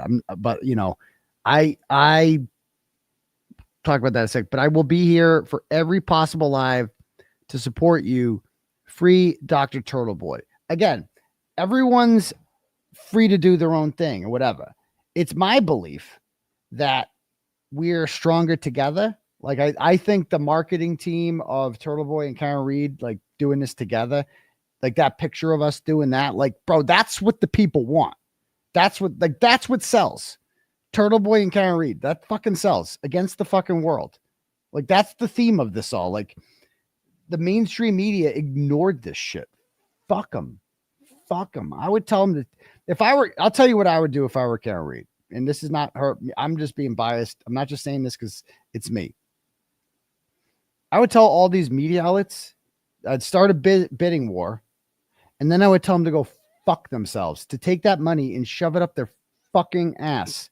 And then I would go on a tour with Turtleboy, and we would sell out arenas and venues. I would do like a 10-city tour with Turtleboy, and I would sell out. We could sell out every fucking 3,000 to 5,000 person theater in 5 seconds, wherever we went. Like we would make so much more money than any, and then I would sell a book. I would make so much fucking money if I was her. And then I would sell my car to the museum for like $1 million. Right? So that's what I would do if I was her. But whatever. That's just what I would do. So thank you for that. By the way, we're up to 769 subs. We need 231. Let's go. Next up. Okay. Alan sends $100. Thanks, Alan. And just says, Turtle Boy, you rock. Well, thank you very much for that. Farty Marty sends $10, goes, hey, Doc. Honestly, I'm tired of some of these interviews. It's the same questions and answers. Barros was interesting, at least, especially considering Barros' comments on 1983 implications. Oh, yeah. The Barros one was a good, I mean, he was really interesting. You're right. And it was only like an hour long, you know? Especially considering Barros' comments. I think your approach to content is authentic and the perfect pace. I'd love to wait for more tea and details to come out before more interviews. PSC, someone needs a deep dive on Doofus to find out why she's not an agent anymore. I think she just retired, didn't she? I'm not sure. Lily True Crime Rue sends $10 and says, in regard to all the don't be discouraged messages, Turtle Riders have your back 100%. It's really gorgeous. So happy Karen is freed. Thank you. Free Turtle Boy. Love you. Exactly, Lily True Crime Rue. That's all. That's why I don't give a shit. Like, that's why I'm going to be fine either way. Like, come on, don't come on. I'm still going to be here doing my thing, talking about the case. You know, I did this whole thing without interviews. I do this show by myself anyway. It don't matter to me. All right. We're up to 149,774. So we need 226 more people to smash the subscribe button. And we have 10,537 watching. So that's pretty goddamn close. Let's go. Let's go. Next up, Hope sends $25 and goes, Dr. Turtle Boy, Legal Defense Fund, kudos to you for your awesome FKR movement. Keep fighting the good fight. You are an inspiration. Well, thank you, Hope. You are too. Katie sends $100 and says, please listen, Turtle, and shut it. We genuinely want to defend you. We don't have to, but we care, and we're your biggest fans. So please stop being so humble for a moment. I mean, I can get cocky if you want, but I'm joking, but it really shows how great you are for being the bigger person. We love you. Here's an extra $100 just to keep that smile. Exactly. Dude, I'm the happiest mofo in the world. Like, trust me. I got 2 awesome kids. I love the hot weather. The summer's here. Karen Reed is free. It's like one of my greatest life accomplishments. Like, what's not to be happy about? Like, I got a great life. So thank you. And we're up to 781. So we need 219 more people. Let's go. Let's go. Smash that subscribe button. Make other accounts if you need to. Let's go. Amanda sends $20 and goes, Turtle Boy, I'm kind of feeling a certain way about you not getting some of these interviews first. I know you're not mad, but let's be real. If it wasn't for you, there would not be nearly as much attention on this case, and the outcome may be a lot different. Let me stop you right there. I agree with there would not be the same amount of attention. Same outcome? I don't know. But I will say this. The $1.1 million that was raised with the Legal Defense Fund, I might not have been the one doing the what they call raffles, the giveaways, or, you know, some of that stuff, or donating. I think I donated once myself. That's it. Right. But I'll tell you one thing. No one would know about this case to donate if it wasn't for me. I was also the one that started the fund. I didn't start it itself, but I was the one. I told her, like, why don't we start a fundraiser for it? Why don't we start a GoFundMe type thing for you? And she had never thought of that. And so we did. And yeah, first of all, it's a little cringe. You're banned. Now, I'm not going to ban you for that. But dude, it's like a fundraiser. I don't give a fuck if you think it's cringe. We're getting to 100. This motherfucker thinks it's cringe. I'm going to use your thing we're going to do this. So Otto here thinks it's cringe if I beg for subs. If I'm like, let's go, let's get the subs up. So if you want to fuck over Otto and tell Otto to go fuck himself, then smash that goddamn fucking subscribe button. Because there's 10,472 of you watching, and I'm sure at least, how many we need now? 203. That's it. At least 203 of you haven't hit the subscribe button. So if you want to tell Otto to go fuck himself and die in a hole with other people who I won't name, because I don't want to get my bail revoked, then go and hit that subscribe button. It don't cost nothing. Now we're up to Otto. Look what you did. 806. Now we're only 194 away.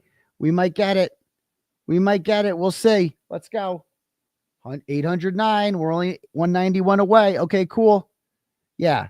Otto, you're just okay. You'll finally come out as gay. Otto will come out as gay if we can get it to 150,000. Okay, next up. But he also goes on to say, so would it be different, the outcome? Let's keep in mind, what saved Karen Read ultimately? What freed Karen Read? Was it us outside with our signs and the pink? That was great and all, but that didn't free her. Those 12 jurors, not one of them have said, you know why I voted not guilty?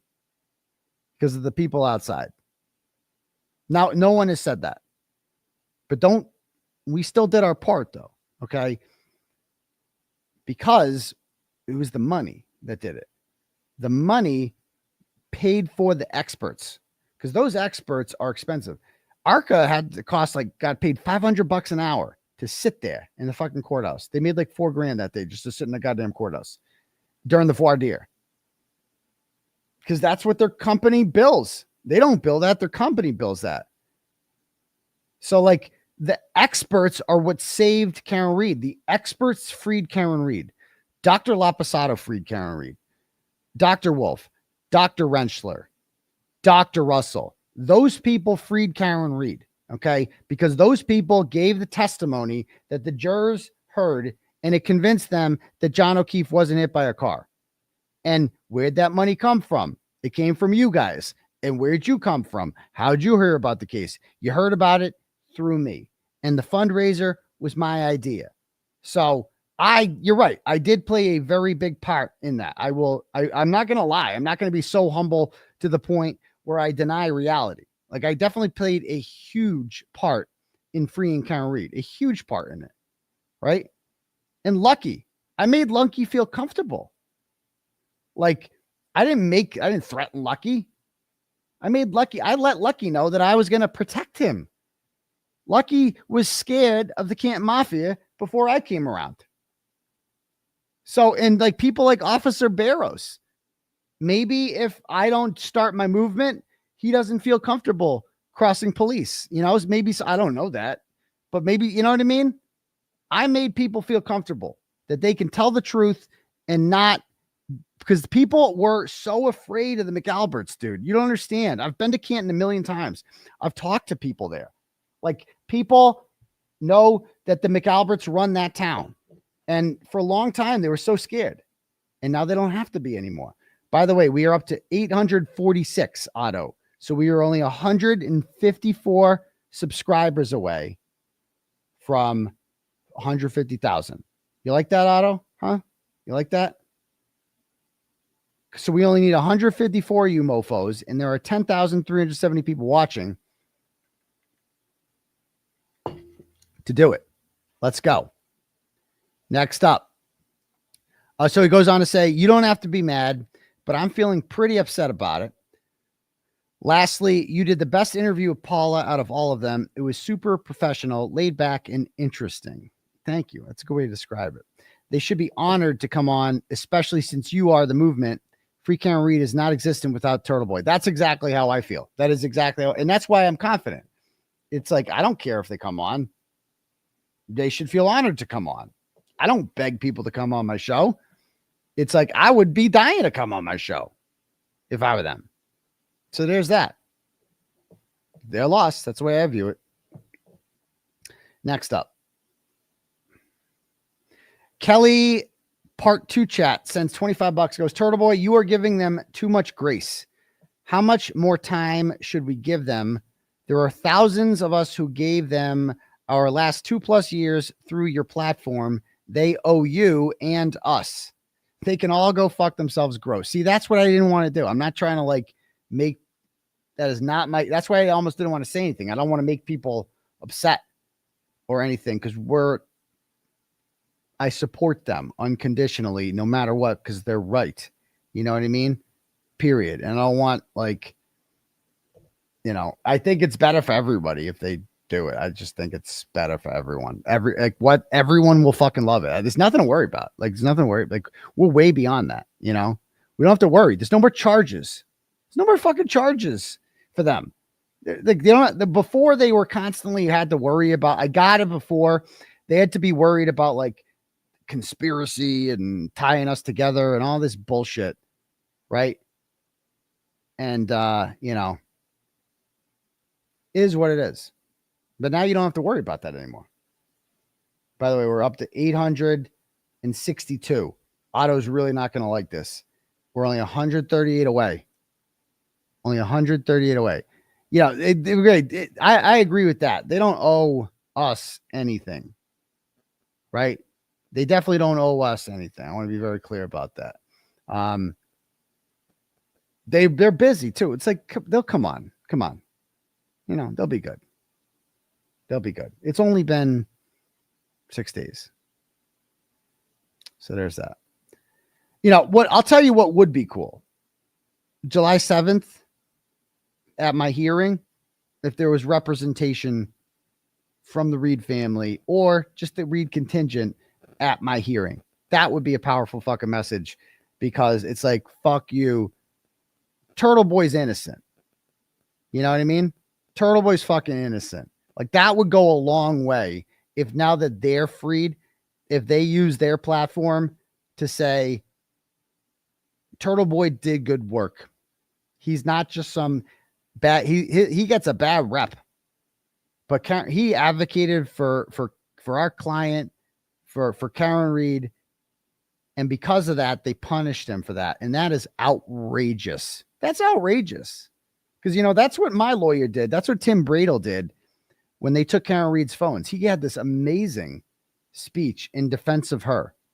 And it was great. And that's what we need more of, I think. We need more unity. That's what I think. But that's just that. Okay. We're up to 868, by the way. We're 132 people away from 150,000. All right. Next up.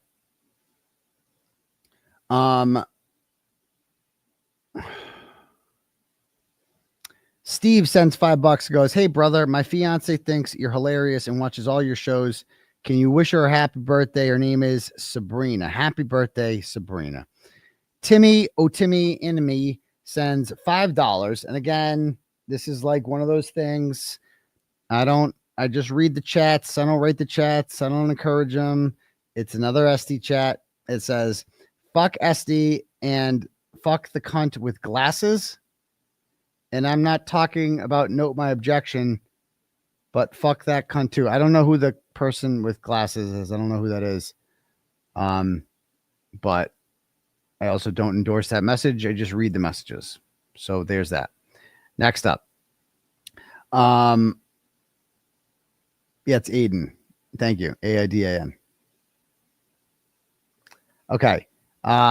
Elaine sends $5 and goes, sorry, Turtle Boy. I didn't mean second payment. I thought the first didn't go through. You don't have to send a third to say sorry.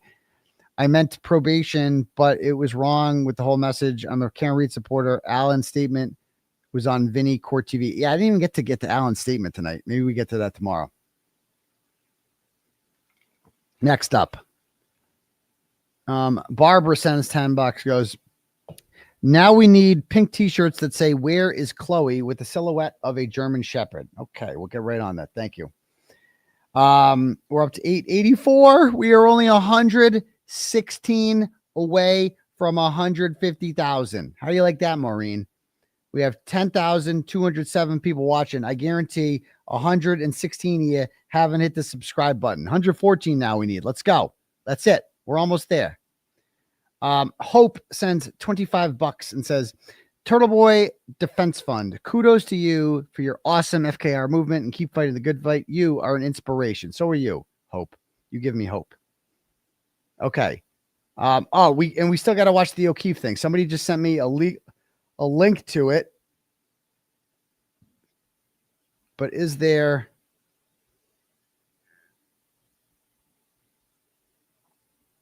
Hold on. Let me try to share my screen.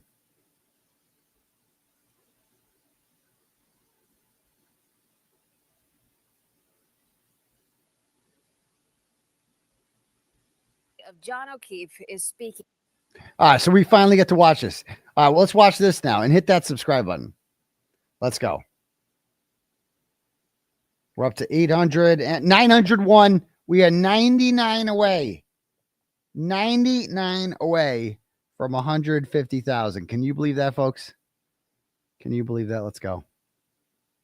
Nearly 1 week after Karen Reed was found not guilty in his death. His cousin and former Boston 25 employee spoke with reporter Daniel Coates. He's live outside Norfolk Superior Court. Wait, Daniel. She used to work for them? Rachel, that cousin told me tonight she's in one of the worst mental states of her entire life after hearing that dramatic verdict. So it's all about her. She's in one of the worst states of her entire life. Oh, no. After hearing that verdict.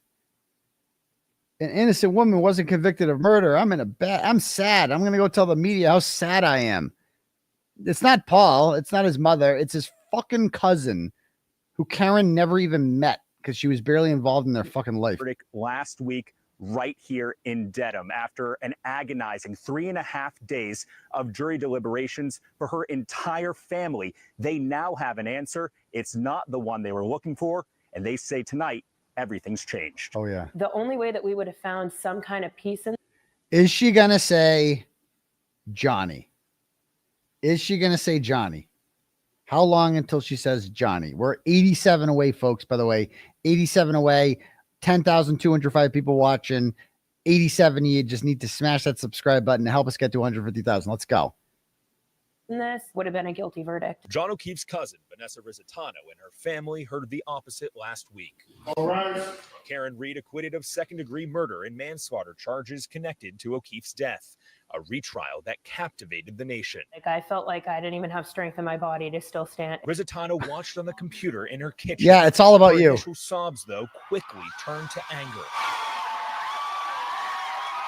Cheers erupting from the crowd outside, seeping into the courtroom and through her laptop speakers. That made me sick to my stomach. While Why? it's other people's celebration, it literally was like the worst day of our life. Good. I'm glad it was the worst day of your life. I hope it's not the worst day of your life. I actually hope you have much worse days than that because you're a shitty, fucking horrible person and a shitty cousin, a shitty family member. I'm glad you felt nothing but pain and misery that day because you deserve it. You deserve it for being such a shitty person. Maybe that's God and a combination of God and karma just making you feel shitty because you deserve it. Have you ever thought of that, Vanessa, that you deserve to feel shitty? Because you do. You do. Let me find this stupid message that this woman sent me. Let me check my inbox. How do you spell Rizzitano again? Rizzitano. Hold on. Courtroom in her kitchen. The only way that we would have found some kind of peace in this would have been a guilty verdict. Next week, I felt like her kitchen. Hold on. Vanessa Rizzitano. Okay. Because she messaged me once. But she has blocked me since then, so I can't read the messages. Okay, so this is the message this moron sent me. I'll show you real quick. Yeah, wasn't the worst day when John died? Wouldn't that be the worst day? All right, so by the way, we're up to 925. We just need 75 more of you people. We got 10,210 watching. 75 of you just need to hit the subscribe button so we can get to 150,000. This is what she sends me on April 21st, 2023. As a former news anchor and reporter, I have to say that your coverage on my cousin, who was brutally murdered, is absolutely disgusting and inhumane. Really, bitch? Really? Your cousin was beaten up inside that house and left to die outside like trash. I'm exposing that, and you're mad at me, and you think I'm the bad guy. John deserved so much better than a family of trash bags like you, which is on his mother's side because his mother's trash like you. We all heard his mother talk. His mother's just a trashy fucking piece of shit. That's all there is to it. Yep. She had 2 kids die. It's horrible. Okay. Very sorry to hear that. She is the least sympathetic grieving mother ever. And now we know why. So she goes on to say, she's not mad about the investigation. No, they're not mad about that at all. Your job is to tell the news story, not torture my grieving family. Your family is grieving because Brian Albert's family killed him. Okay? And they tortured him. The audacity of you to think it's acceptable to post pictures of a man's body who was murdered. Where he was murdered? Because the pictures tell the story. The pictures show that John O'Keefe was bit by a dog. That's why those pictures are important. Okay? Whereas as underage children live, oh no. And post his address, what? And pictures of his bloody snowbank is disgusting. Yeah, so is murder. You should immediately, this is the best part.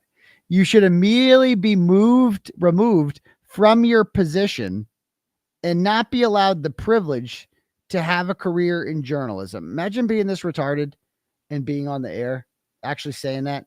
You should be removed from your position. By who?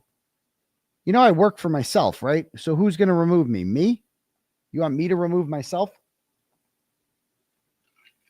Let me think about that. No, I'm going to give myself a promotion instead. How about that? I'm not going to fire myself. I'm actually going to promote me. How do you like that? With stock options. It's going to be dope.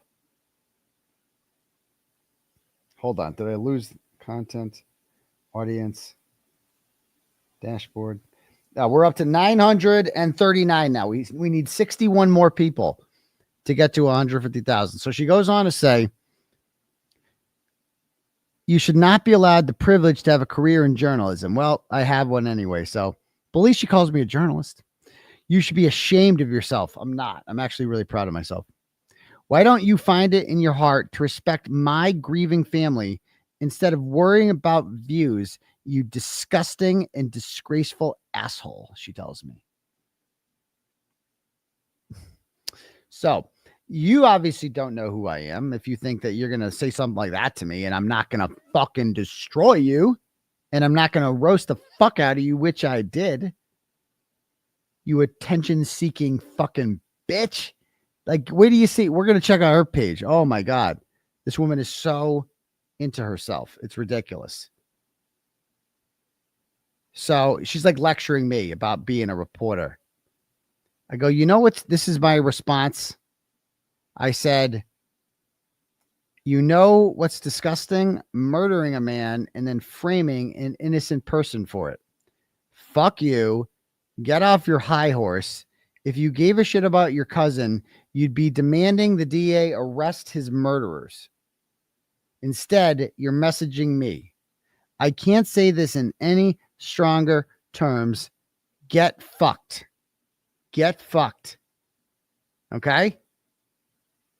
That's what I think you. Then I go, as a former news reporter, did you ever think about reporting that Brian Albert killed your cousin, or is that too much work? Yeah. By the way, we're up to 943. Slowing down a little. We need 57 more people to hit the subscribe button. We have 10,154 people watching at 12:16 in the morning. I know that there's at least 57 of you that haven't hit the subscribe button. Let's go. So this is what, I mean, no, there's no like in here, like there's nothing in here that like, I understand what you're trying to do, but those pictures are a little alarming. Is there any way you can do it? Instead, she's just yelling at me. and being like, her whole sentence there about like my grieving family, because it's about me. It's not about John. It's about me. I'm grieving. Do whatever I want to do because I'm grieving. You can't expose who killed my cousin. You're a bad person for doing that. I want to grieve. We just want to sit here and pretend to be victims and cry and pretend Karen Reed did this. Well, too fucking bad. I don't give a shit. We're up to 958. Holy shit, that's 16. We only need 42 more you mofos to smash that subscribe button. And so I clicked on this thing. Let's click on her. What's her page up to? Let's see.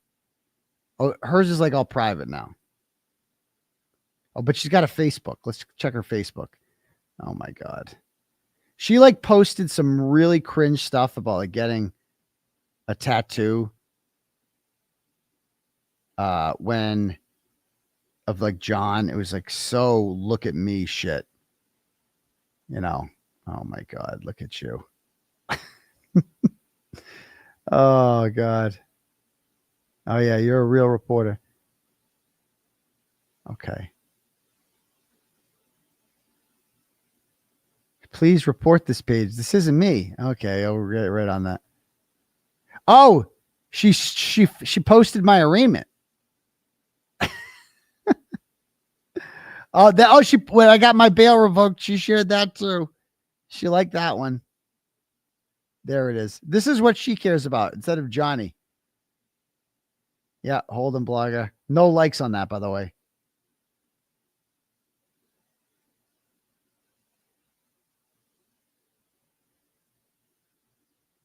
Okay.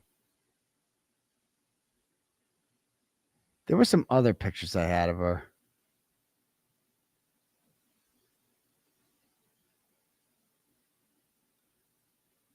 Vanessa Rizzitano. No, there was another Rizzitano who messaged me on Twitter too. 1 year ago today, my family and I woke up to the worst call. Life is different without you here. I love you so much, cuz. Again, John's like 20 years older than her, and Karen never met her.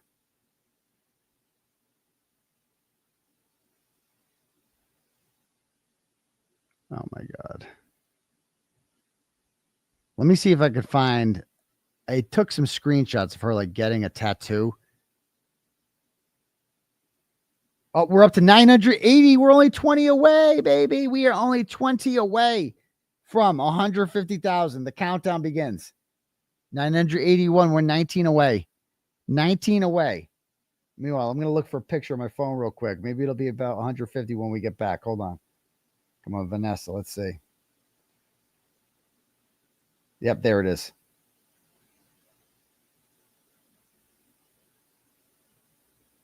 Look at this shit.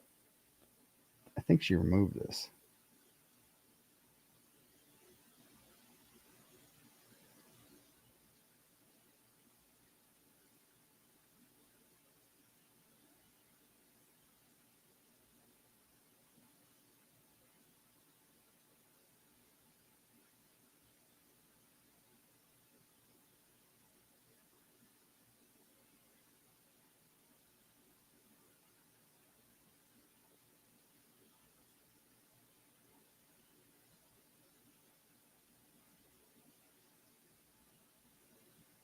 All right, you guys got to see this attention-seeking behavior. Hold on.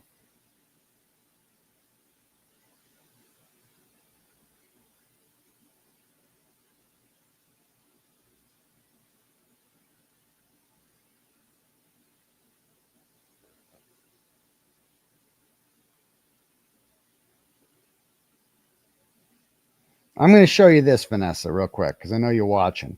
So I want you to read this, this message I got here. And I'm going to keep refreshing my page. Oh, we did it. 150,000. We did it, folks. How do you like that, Otto? Huh?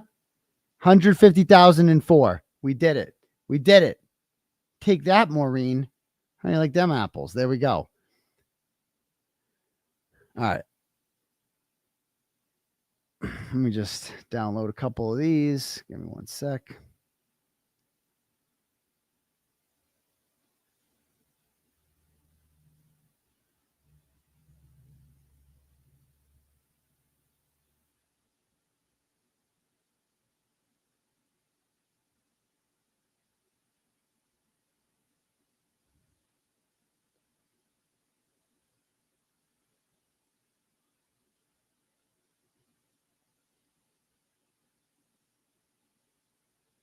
All right.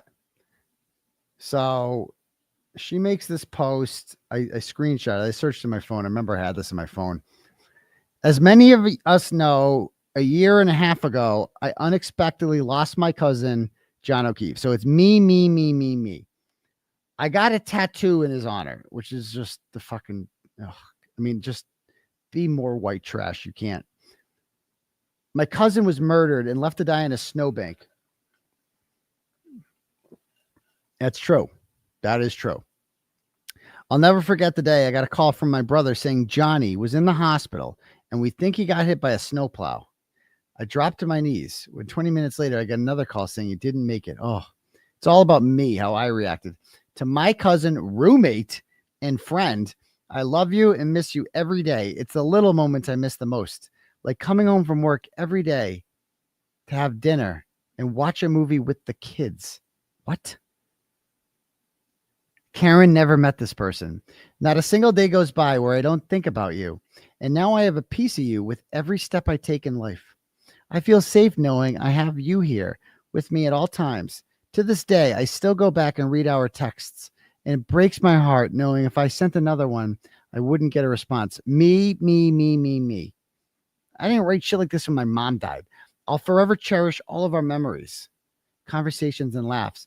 I feel like in situations like this, justice will never be fully served. While grateful for the support, no amount of national coverage, protests, fighting, answers, or convictions will ever be enough. So she doesn't want convictions. It's sad to say there's not all supporters out there. Since my cousin's passing, many members of the media and general public have tortured and bullied my grieving family. No, we haven't. Since Johnny's passing, I feel lost, but I've noticed signs from heaven that bring me comfort. Almost every day in the morning and at night, I see the time 9/11, and I just know that's him letting me know that he's watching over me and everything will be okay. No, bitch, that's your watch letting you know what time it is. 9/11. That's what that is. That's not a sign. It's something that happens twice a day. Okay, your watch showing 9/11 is not a fucking sign of anything other than what time it is. Okay. Jesus Christ. There's not many people in the world like Johnny. He was the most caring, genuine, selfless, kind-hearted person who would do anything, take his shirt off his back for anyone, and put others before himself. Again, these people have nothing interesting to say about John at all. I can confidently say if I had one wish in the world, it would be to bring you back here with us. Oh, really? Wow. Okay. I mean, who wouldn't want to bring someone back from the dead? Yeah, it's such an original thought. You're safe with God now.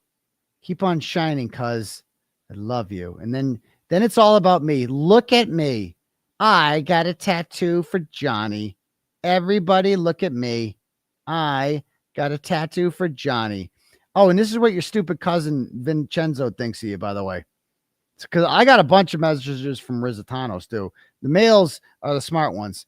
Hey, man, my side of the family appreciates everything you're doing and getting what seems to be the real story out there. I've been following for a while, and I knew that things were off since it happened. Disregard anything my dumbass cousin Vanessa said.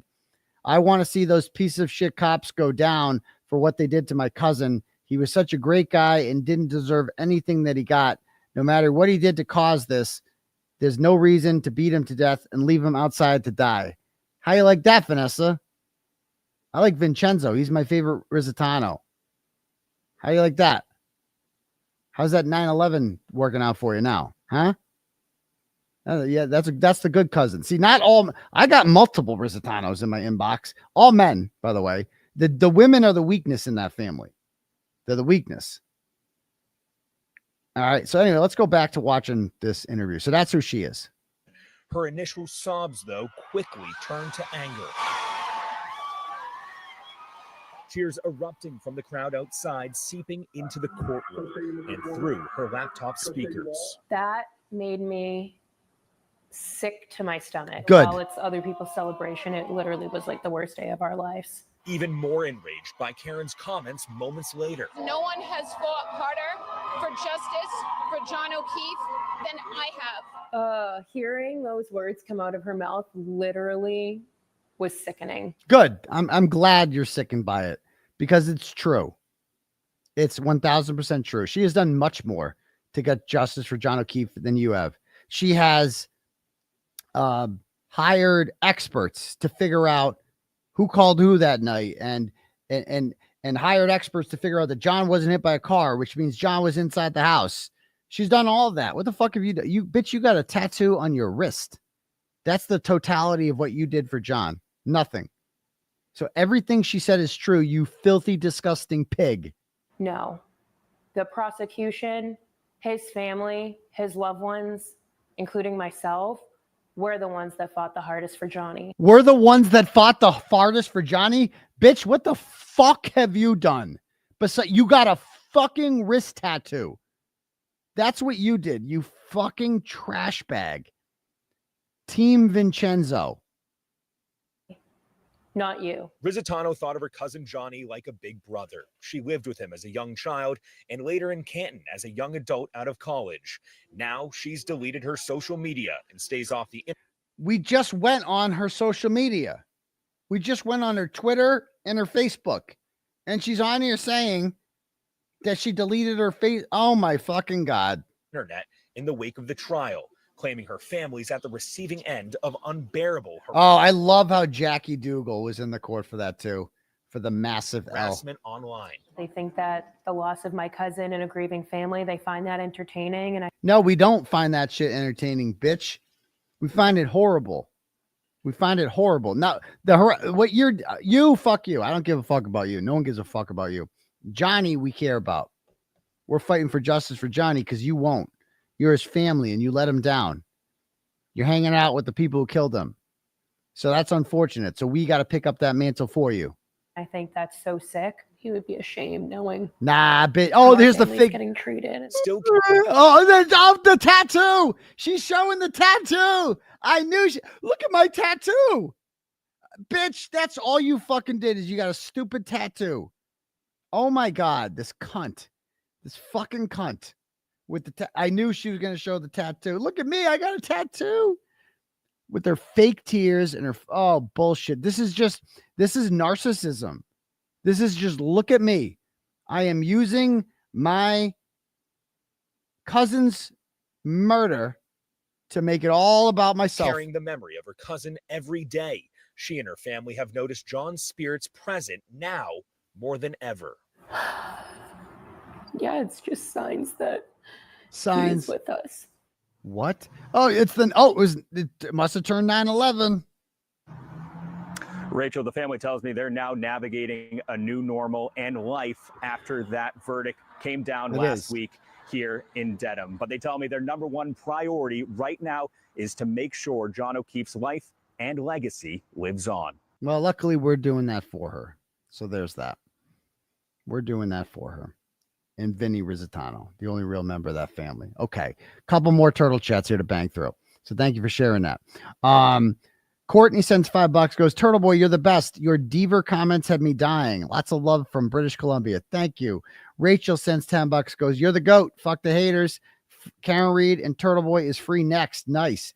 Jen sends $10, goes, listen, Turtle, you might have different politics, but you and Ryan Grimm are both great at calling out government corruption and BS. Yeah, I know he's like a wicked big liberal, but, I will go on. I was just on Jason Whitlock's the other day. He was like a big conservative. So that's what makes me unique. You freed Karen Reed. He is freeing Imran Khan. I don't know who that is. A whole country wants to ban you. Countries want to ban Ryan. I can't wait. Thanks for doing a journalism. My pleasure. Misty sends $5. Hey, Unc, can you please go over the Brady list again? I'm so sick of hearing people talk about it. And now they're saying Barrows is on the Brady list. Yeah, the Brady list isn't real. It's just the list that somebody made. It's not real. Thank you. Hope sends $20, goes, Turtle Boy Defense Fund. Kudos to you for your awesome movement. Free Karen Reed. Keep the good fight. You're an inspiration. Thanks, Hope.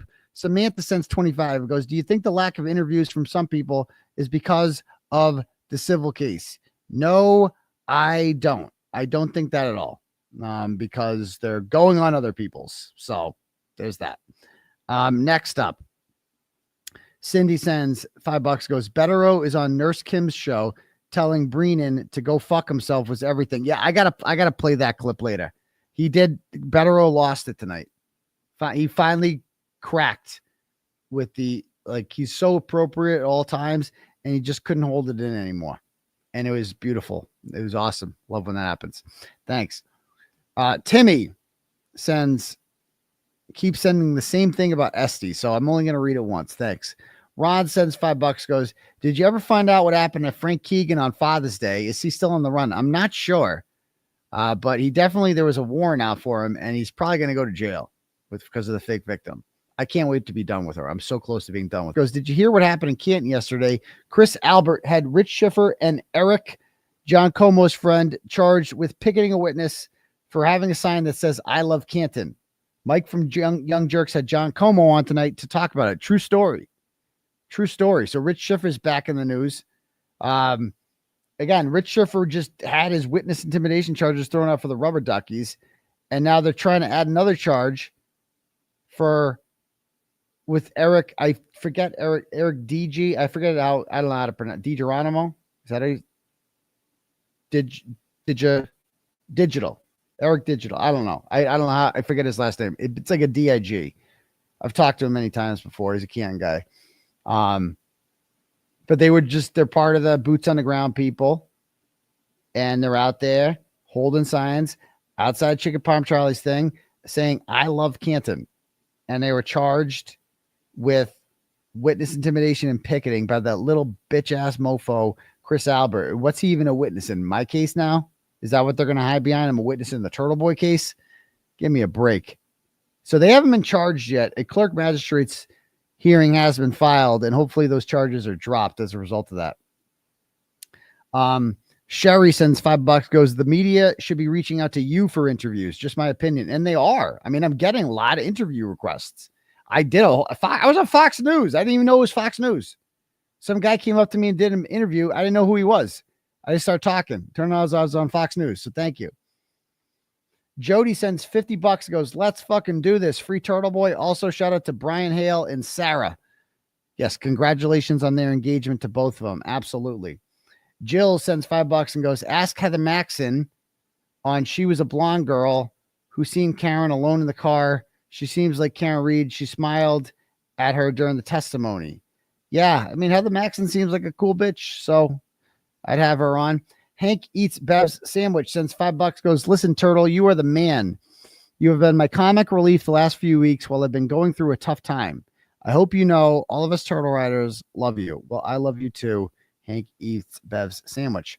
Will the Glarer, is this the Will? Sends $50 and says, it feels like Yannetti and 𝗪𝗏𝗄𝗃 are making the rounds with the bigger law tubers first, and then maybe coming around to non-lawyer supported channels.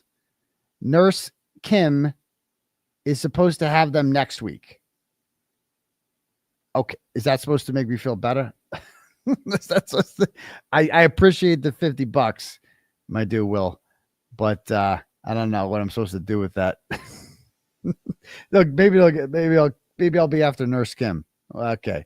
But then he says, and John OnlyFans 𝗵𝗵𝗃 dresses like he haggles with truck stop hookers. Okay. So there's that. Okay. Next up.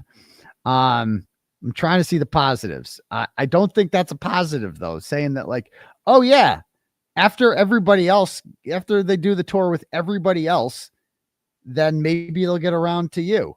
I know you meant well, but I don't know what I'm supposed to do with that. Okay. Thank you for the $50. I appreciate it. Next up.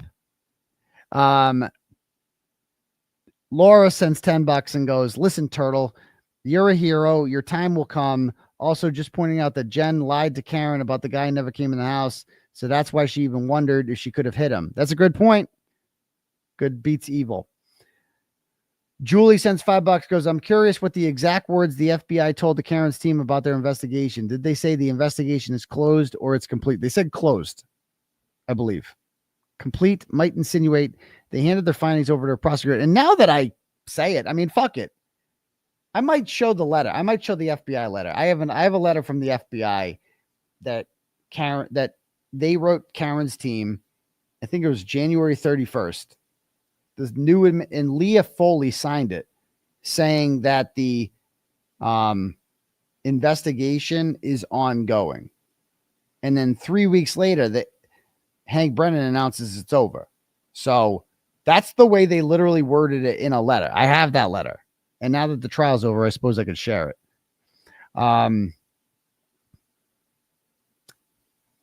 Sandy sends $10 and goes, I got masshole back for the Uncle Tom comment. Okay, I'll have to check that out. Mammy sends $10 and goes, it hurts my heart that the O'Keefes hate Karen more than they love John. I know it does suck. Suzanne sends $10, goes, hard to believe it will be a week tomorrow, testing as people are saying that the link doesn't work. Agreed. It's crazy. Laura sends $5, goes, listen, Turtle, you're a hero, but need to vent that it's only because John. I already read that one. Thank you. Madeline sends $25, goes, or Madeline sends 25 and says, I surely hope you cover the damn Markel case. You have quite the spicy mouth, and we love you in South Florida. Gracias. I will. Eileen sends $25, goes, I lost one daughter. I'm really sorry. And two grandchildren. Horrible. Over the last 29 years. I know how the O'Keefes feel, but we've all had deaths and tragedies, and we all ask a million what if questions. Same as Karen did that morning. Why don't they see this? They're just choosing not to. Auntie Bev's Sidebar Grill, notice, sends $5 and goes, just wanted to share a Bliss Bev meme I made. Plus, share with the class if you find it funny. Also, I'm not watching any other interviews and waiting for you to interview everyone because you do it the best. I appreciate that, but I would still encourage you to watch other platforms too. I appreciate the support, but it's not a competition. Jennifer sends $10 and goes, the cunt song dedicated to Maureen. I'll have to listen to that in a little bit. Just want to get through these. Stephanie sends 10 and goes, not doing this to get my name read, but F the nerve. Okay. $100 from Donna says, I'm watching from Bakersfield, Cali. I appreciate you. I learned of attorney Melanie Little from Larry Foreman. Then she introduced me to your channel. These are now my favorite YouTube channels. Well, isn't that a nice little turtle chat? Thank you. Stephanie sends $25 and goes, don't want my name being read, but F the nerve and thank you, Turtle Boy. Okay. Jenny sends $10, goes, will the mainstream media report the juror harassment? Will it be renounced? That's a great point. Does the IZ report racism? That's a good question. I heard she took the tweet down. Is that true? The racist tweet, is that down? Oh, it's been archived. Screenshots are forever.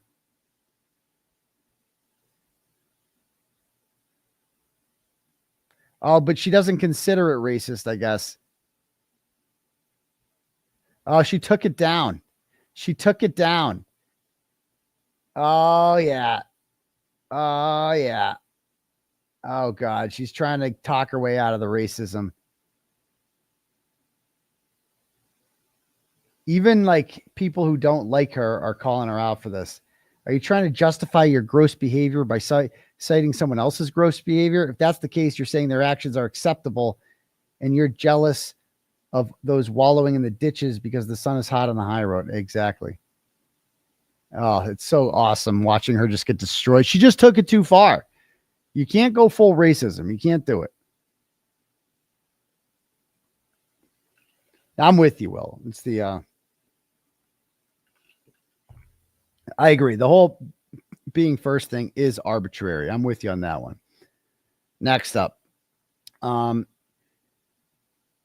Freed sends $20 and goes, Aidan Kearney is the modern day equivalent of Marty Baron of Spotlight. Remember back when the Globe exposed corruption and abuse? I don't remember that. Marty wasn't popular either for his tireless journalism efforts in Boston. He won a Pulitzer for his investigation. Thank you both for risking it for all the truth. Yeah, I used to really admire Globe writers like 20 years ago, but times change. Stephanie sends $25 and says, thank you, Turtle Boy. My pleasure. Danielle sends 25 bucks and goes, thank you. Love you. Can I be 𝗕𝗏𝗏𝗺? I am so mad at Megan for even aligning herself with Maureen. She is a complete idiot. I'm with you on that one. Do better, Megan.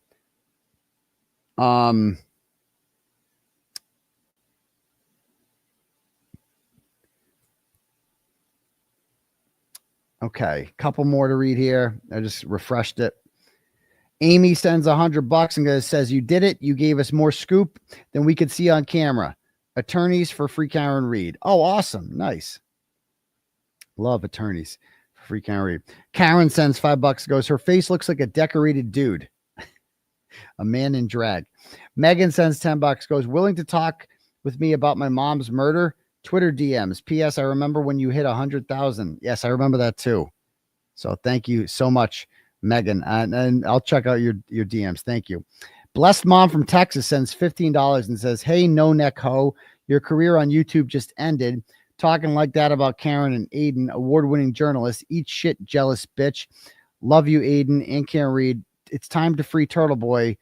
Also, all of my daughter says Karen Reed is a baddie. Jealousy is so fucking ugly. And yes, your book will sell out. Let's get Aidan to 200,000 subs. Awesome. Thank you so much. Yeah, we're up to 150,034. So we did it, folks. Thanks.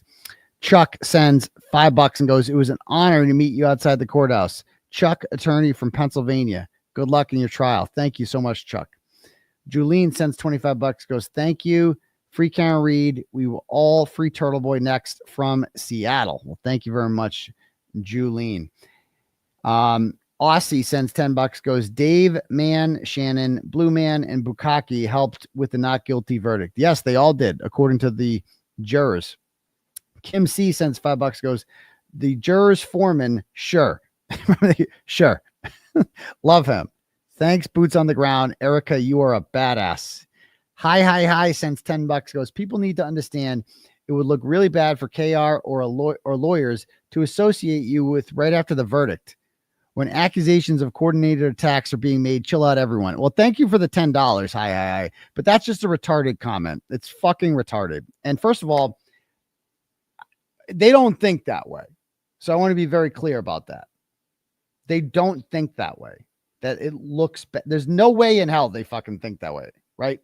Because it looks bad. Is that really what you're saying? It would look bad. First of all, I don't give a fuck if it looks bad. Like that's, if somebody did for me what I did for Karen Reed and her lawyers, the last thing in the world I would give a fuck is what people think about me or what it looks like. I'd be like, fuck you anyway. I'm doing this anyway. Fuck you. So I know that her lawyers would never, ever, ever think like that. Like, bro, you know what looks bad? Defending people who were indicted for murdering a cop, but I fucking did it anyway. So there's no fucking way they're thinking that. There's no fucking way. You're fucking wrong. You couldn't possibly be more wrong at all. So I'll take your $10, but that is the most retarded fucking thing I've ever read in my life. So thank you very much. Next up. Glamasu sends $5 and goes, Vanessa Rizzitano works with David Traub at Reagan News Group. Well, that makes sense now.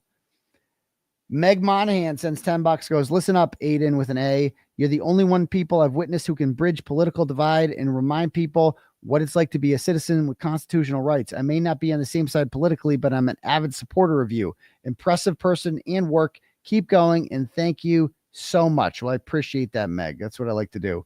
Bridge the divide. The OG Daniel Baker sends $25 and says, hey, Doc, there's something to be said for the old saying, save the best for last. Karen and her team may even think they're doing you a favor holding off while you have all these open cases. I appreciate the $25, Danielle. It's not the case at all. So I appreciate that. Your audience is huge, and we're not, again, I just wouldn't give a fuck. And she's been freed. There's no more charge. I could get it before when there were charges. The charges don't exist anymore. They don't exist, period. Now is the time to say, fuck you. I will associate with Turtle Boy all I want. That's what I'm saying. But we'll see. All right, next up. Do we have any more? Alicia sends $5 and goes, t-shirt idea for your merch. READ for Reed, Rob. Yes, 𝗚𝗏𝗄𝗏, Elizabeth, Alan, and David. Agreed. Thank you, Alicia. Okay. Let me just check my Cash App because it's getting late. Holy shit. Emily sends $5 and says, I'm fucking dead. Okay. Kofin Fuck just shared a link to Maureen's video after you just played it on your show, which means the hoe tuned in right now. Hi, Jennifer, you nasty cunty hoe. That is so odd. It's so true. I shared the freaking Rachel Rollins tweet the other day, and then Krusty shared it. They all commented on. Like, I am the straw that stirs the drink around these parts. Thank you, Emily. EMC gives $10 and says, Turtle, avoiding you to avoid Commonwealth charging. Again, fuck that. I wouldn't give a fuck if I was them. Like, charge them with what? You guys are fucking crazy. Like, and get over it. I'm sorry. But they're not thinking that way. Alicia sends $50 and says, listen, Turtle, I would never distance myself from you. Well, thank you. Alicia sends $5 and goes, free Dr. Turtle Boy. Thank you. Elizabeth sends $5 and goes, we will wait for you. Well, thank you, Elizabeth. Mary sends $5 and goes, girl with sunglasses has email link on YouTube channel. Okay, thank you. Kimbo Sliced Ryan sends $25 and goes, thank you for the fourth line porn star, no neck hoe. That's what she is. She's a no neck hoe. Katrina sends $5 and goes, get Higgins for an interview, please. Maybe. Stassi sends $10 and goes, when is your trial? There's no time soon. $5 from Sherry says, crusty couch. Okay. Emily sends $5 and says, no comment. Haley sends $50 and goes, reminder, 𝗵𝗵𝗄 is a rabid Keebler elf. Thanks. Yes, he is. All right, cool. All right, guys. I guess we are going to end the stream right there. I love all you fine people. And I will, I think you guys are awesome. I appreciate all the respect tonight. Help me get to 150,000. And we will see you guys. I'll probably do another fucking show tomorrow because I just do shows every night now. So fuck it. Anyway, guys, peace to you, bum crease. It calls for data including calendars, alerts, reminders, notes, text messages, pictures, or videos from April 1st, 2023 through and including October 5th, 2023. 7 months